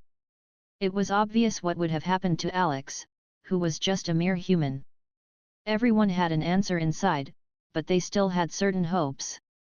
Irina staggered to the edge of the spell formation. She bit her lip as she stared at the ground that was charred from the lightning strike. Burnt tentacles were laying everywhere, but she did not see Alex among the layers of tentacles. Krasu watched Irina from behind. He opened his mouth and did not say anything, only letting out a sigh. Everyone else was equally silent. Putting aside all prejudices and conflicts between races, what Alex did today had won all the powerhouses over. How is the situation down there? The tribulation cloud had dispersed, and the powerhouses above the cave stared at the charred ground with the same shocked expression. At the center was a crater around 100 meters deep caused by the melting of the rocks due to the high heat. Such terrifying lightning! If Alex had really attracted it, I'm afraid he wouldn't even have been able to save himself, Lewis said with a grave expression. The new spell formation has been completed. It's just a pity that Alex, Douglas sighed. Everyone fell silent. He's dead. Sally, who was standing far away, was stunned. She subconsciously clenched her fist. Haha, that annoying fellow is finally dead. Weston could not hide his joy. No one knew how afraid he would be if he found out that Alex was still alive, especially after witnessing the horrifying lightning. He was really terrified. Is he dead? Is he really dead? Josh might not seem to have much of an expression, but his trembling hands could not conceal how agitated he felt. Boom! Just then, a thunderous sound came from underground. At the same time, the ground started shaking violently. Excuse me, I'm going home to get changed. A figure came out from the hole in the ground, sending sand and dust spiraling up into the sky while he let out a long howl. Purple lightning flashed over from afar, and picked that figure up as they disappeared into the distance. He left behind a group of powerhouses with their mouths wide open from shock. Chapter 1798 I'll take your life today. But it seemed his clothes were destroyed by the lightning. Therefore, he spiraled up and left, while chopping off a few hundred octopus monster tentacles. Everyone felt even more shock as they looked at the mess in the cave and the octopus monster that was howling hysterically as it banged on the seal. However, when did the tentacles of this octopus monster become so easily severed? The stones and dust were automatically repelled when they came into the 1-meter radius of Irina. There was finally a smile on her worried face. At the same time, she was a little puzzled. Young and outstanding, Krasu exclaimed. He seemed to have broken through. Urian's eyes lit up. Outside the cave, when everyone saw the purple lightning disappear on the horizon, they each had different expressions. In the middle of the charred, black crater was an even deeper hole of around 5 meters, reaching all the way into the ground. Alex is still alive. Michael was excited. He could finally rest assured. The powerhouses from Lantist were also elated. The powerhouses all saluted in the direction Alex left in. He was a hero who did not care about the cost, and almost gave up his life to save the world. The eyes of the Roth Empire's knights were glimmering. The general they were familiar with seemed to be coming back again. The magic casters from the Magus Tower appeared to have mixed emotions. Alex was after all the legend of the Roth Empire. Although he had already left, they still felt a sense of pride at this very moment. Such presence, could he really have transcended to the legendary tier? Douglas muttered to himself as he watched the figure disappear into the distance. Legends are still legends. Old fellows like us couldn't find the way to break through after so many years. How could a young lad in his early 30s get past so easily? Franklin shook his head. He paused for a while, and said, however, if he could endure such a terrifying thunder strike, he must have improved a lot during the 3 years he went missing. I might not be able to defeat him later. In any case, I wouldn't be able to survive that thunder strike, Lewis muttered under his breath. Everyone's expression changed upon hearing that. Although they were all at the 10th tier, Franklin and Lewis were still the cream of the crop. Even though there was no specific ranking, no one would usually compare themselves. But why would they put it out there that they could not defeat Alex? Wouldn't that mean that Alex had already become the best powerhouse of the entire Norland continent? This is impossible. Josh clenched his fists as he bit into his lip until it bled. Alex did not die, and the devil was resealed. All his plans had been foiled by Alex. He had lost his money and his woman. The worst part was that instead of decreasing, Alex's powers increased, and he was even better than before. That was no good news to Josh.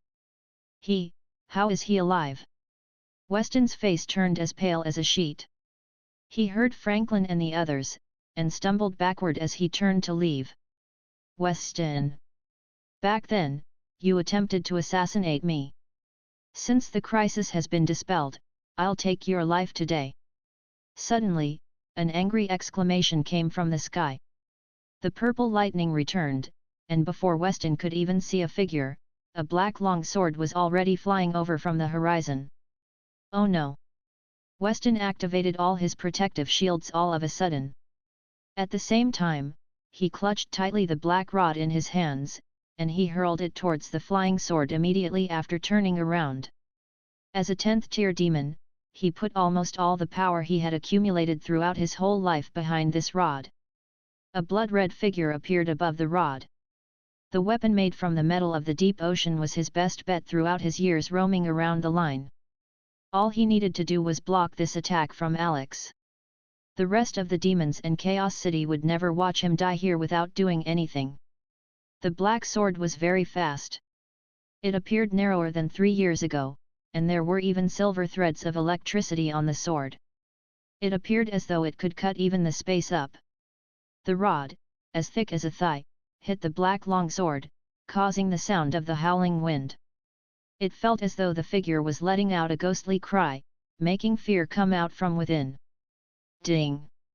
It was a crisp sound, but the tip of the sword had yet to appear. The rod was sliced in two like tofu. No!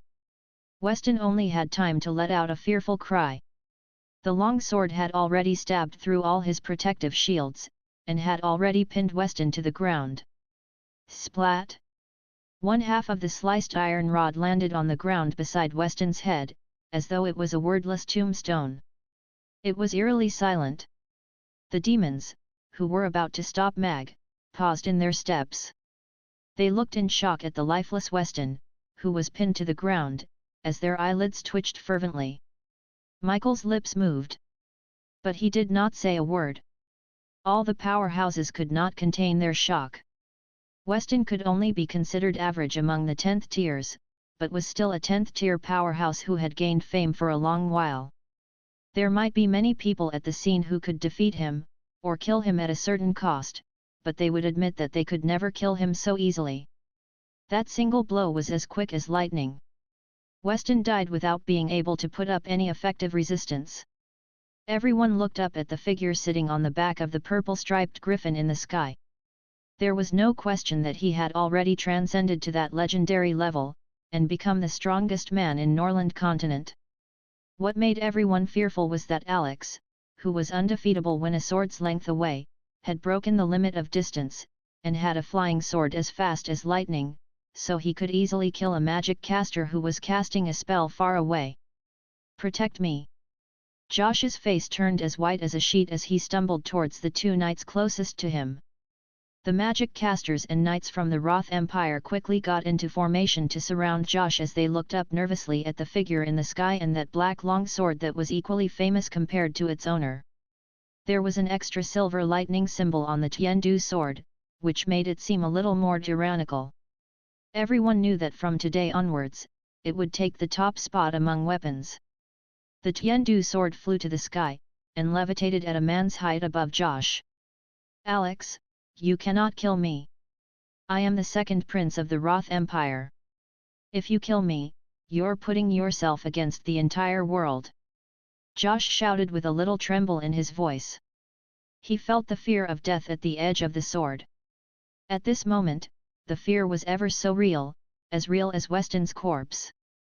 Although he was surrounded by several 10th-tier powerhouses, just like how it was during the assassination back then, Alex was no longer the same person that had to protect his child in front of him right now. The forest troll powerhouses also ran towards Josh. There had been many suspicious points regarding the assassination on that rainy night, but there were always rumors related to Josh.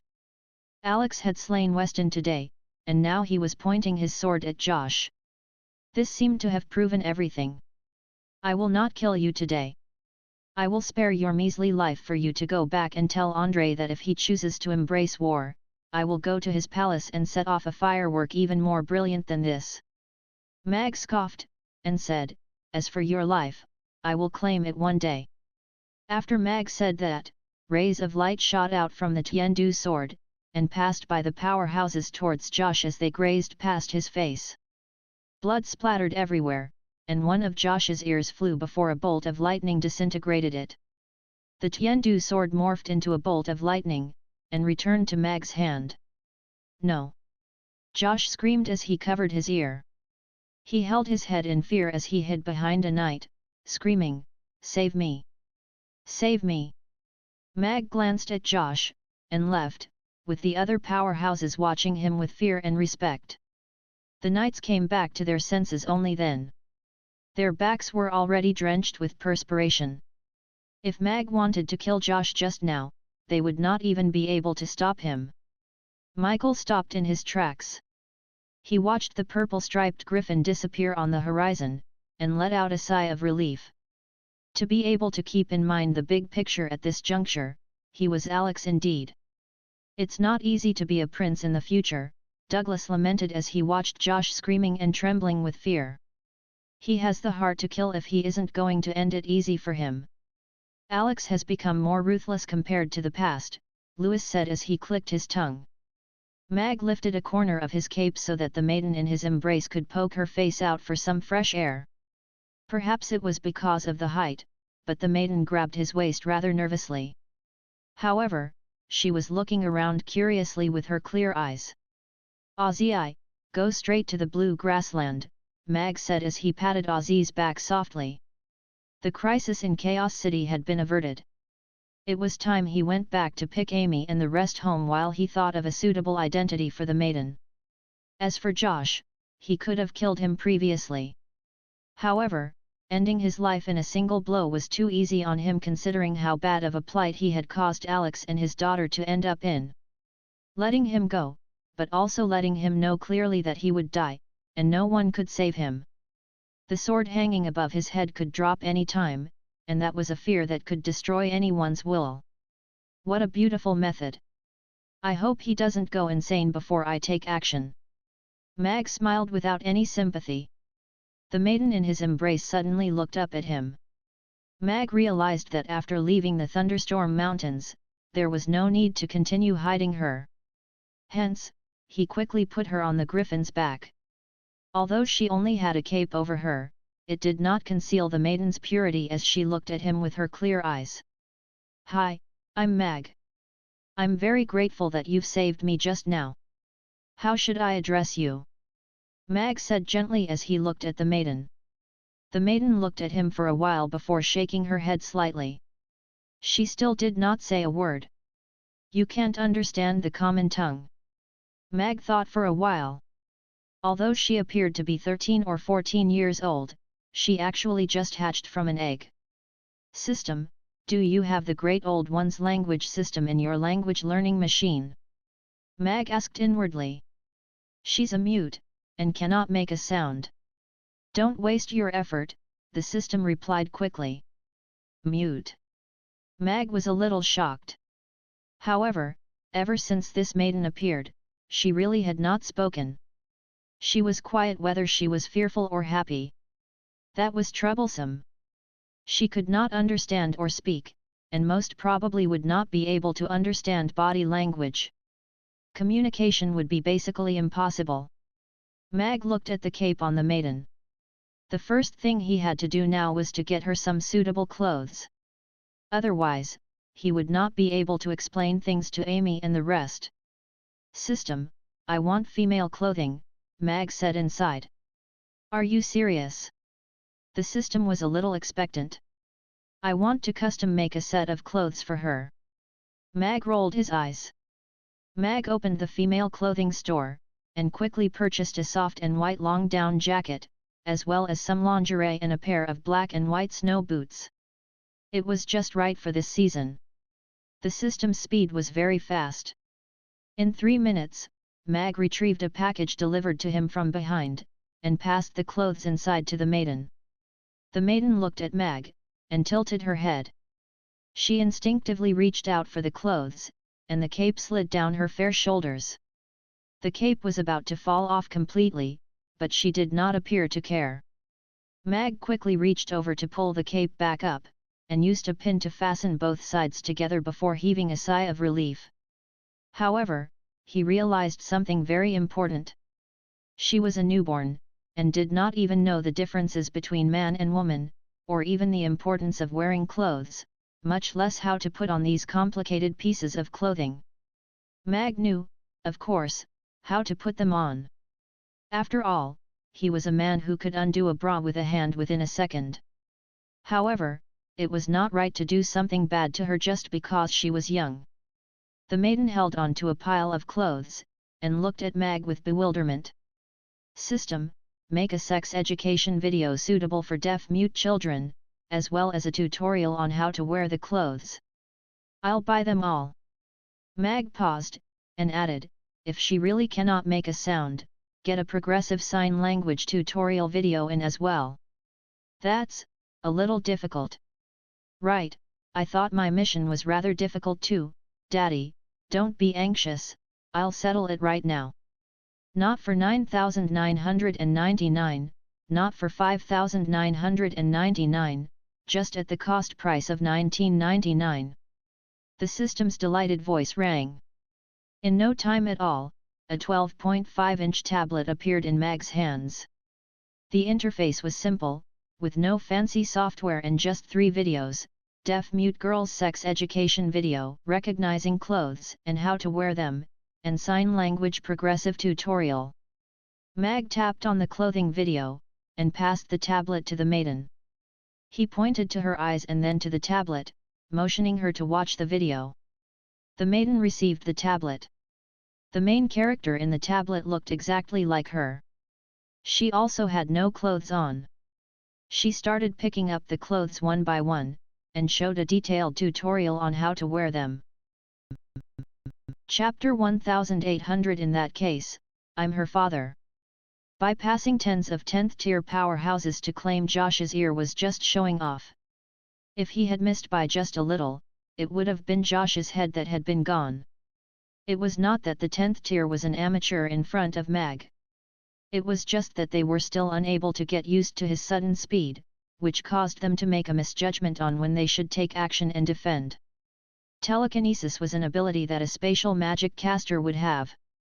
Of course, some who were not spatial magic casters were still able to use similar spells to achieve that. After Mag had become a god, the most useful skill he gained was to control his sword with his mind. His existence was just like a computer program bug, a knight who could make his sword fly. But that was cool. The Tiandu sword seemed to have evolved with him in the thunder strike, and obtained an electrifying property. When he was controlling the sword, its speed was even faster than Ozai. This perfectly solved the problem that close combat knights faced when dealing with a group of long-range offensive magic casters. You could cast your spells, and I could make my sword fly. Your magic could never be faster than my flying sword. No wonder gods would be blocked.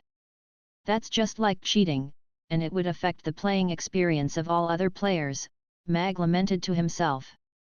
Other than flying his sword, Mag's physical body was also greatly improved. One could really say he was reborn. Even his speed was leveled up to the extreme. He even felt that he could fight it out with a giant dragon without any weapons. As for his sword techniques, Mag felt that there was no need for all that fancy stuff, since he could just end things with one blow. Of course, it was mainly because he didn't gain any of them. Otherwise, he wouldn't mind showing off a little. His lifespan was not something he could verify. The system said it had increased by 10 folds. If a normal person could live up to 100 years old, he would at least be able to live to 1000 years old. Of course, that would only be so ideally. It was just like how a turtle could live up to 1000 years old, and if you reared it well, it could even see you off at your deathbed, but if not, it might not even survive 3 days. A man would always meet with many accidents in his life. The longer he lived, the more the accidents. A small cleaver could even end your life. Mag glanced at the maiden, who was watching the video seriously, and started to pick up the clothes to take a look. He felt as though he had dug another hole for himself. It's great to become a god. Mag spread his arms, and lay on Ozzy's back. He squinted at the glaring sun, and smiled relaxedly. He had carried too many things on him in this strange world. The revenge etched in his heart and the stress coming from his powerful enemy was all mountains of stress piling on him that made it hard for him to even breathe. At this point, it felt as though he could finally put down all the burden and pressure on him. He had the ability to protect everything he wanted to protect, and finally had the right to really enjoy life. Life's good, Mag said with a smile. Just when Mag was about to take a little nap, he heard some rustling sounds coming from the maiden. Mag turned and saw that she was undoing the cape, revealing a part of her shoulder. Wait! Mag bolted right up, and quickly stopped her from proceeding. As he clicked open the sex education video, he got Ozzy to fly lower. Mag found a clean little cave, and brought the maiden in. He motioned for her to change in there, and left the cave. After around 10 minutes, the maiden walked out of the cave with her new clothes on, skipping happily towards Mag. She even turned around like the maiden in the video did and smiled brightly. Do you like it? Mag asked with a smile. The young lady appeared quite happy, and her cheeky look was rather cute. However, he quickly realized that the maiden did not understand him, and could not help but feel a little pity. However, the maiden paused for a little, and suddenly nodded. After that, she reached her right hand out, and put her thumb to her index finger, showing Mag a clumsy-looking finger heart. To have a maiden dressed in a white down jacket showing him a heart in the ice and snow was like the sun in winter, making Mag feel warm inside. Her eyes were as clear as the morning dew, innocent and pure. Yes. She was still a simple and pure child who had just opened her eyes to see the world. At that split second, Mag suddenly wanted to protect her, all the way until she could protect herself.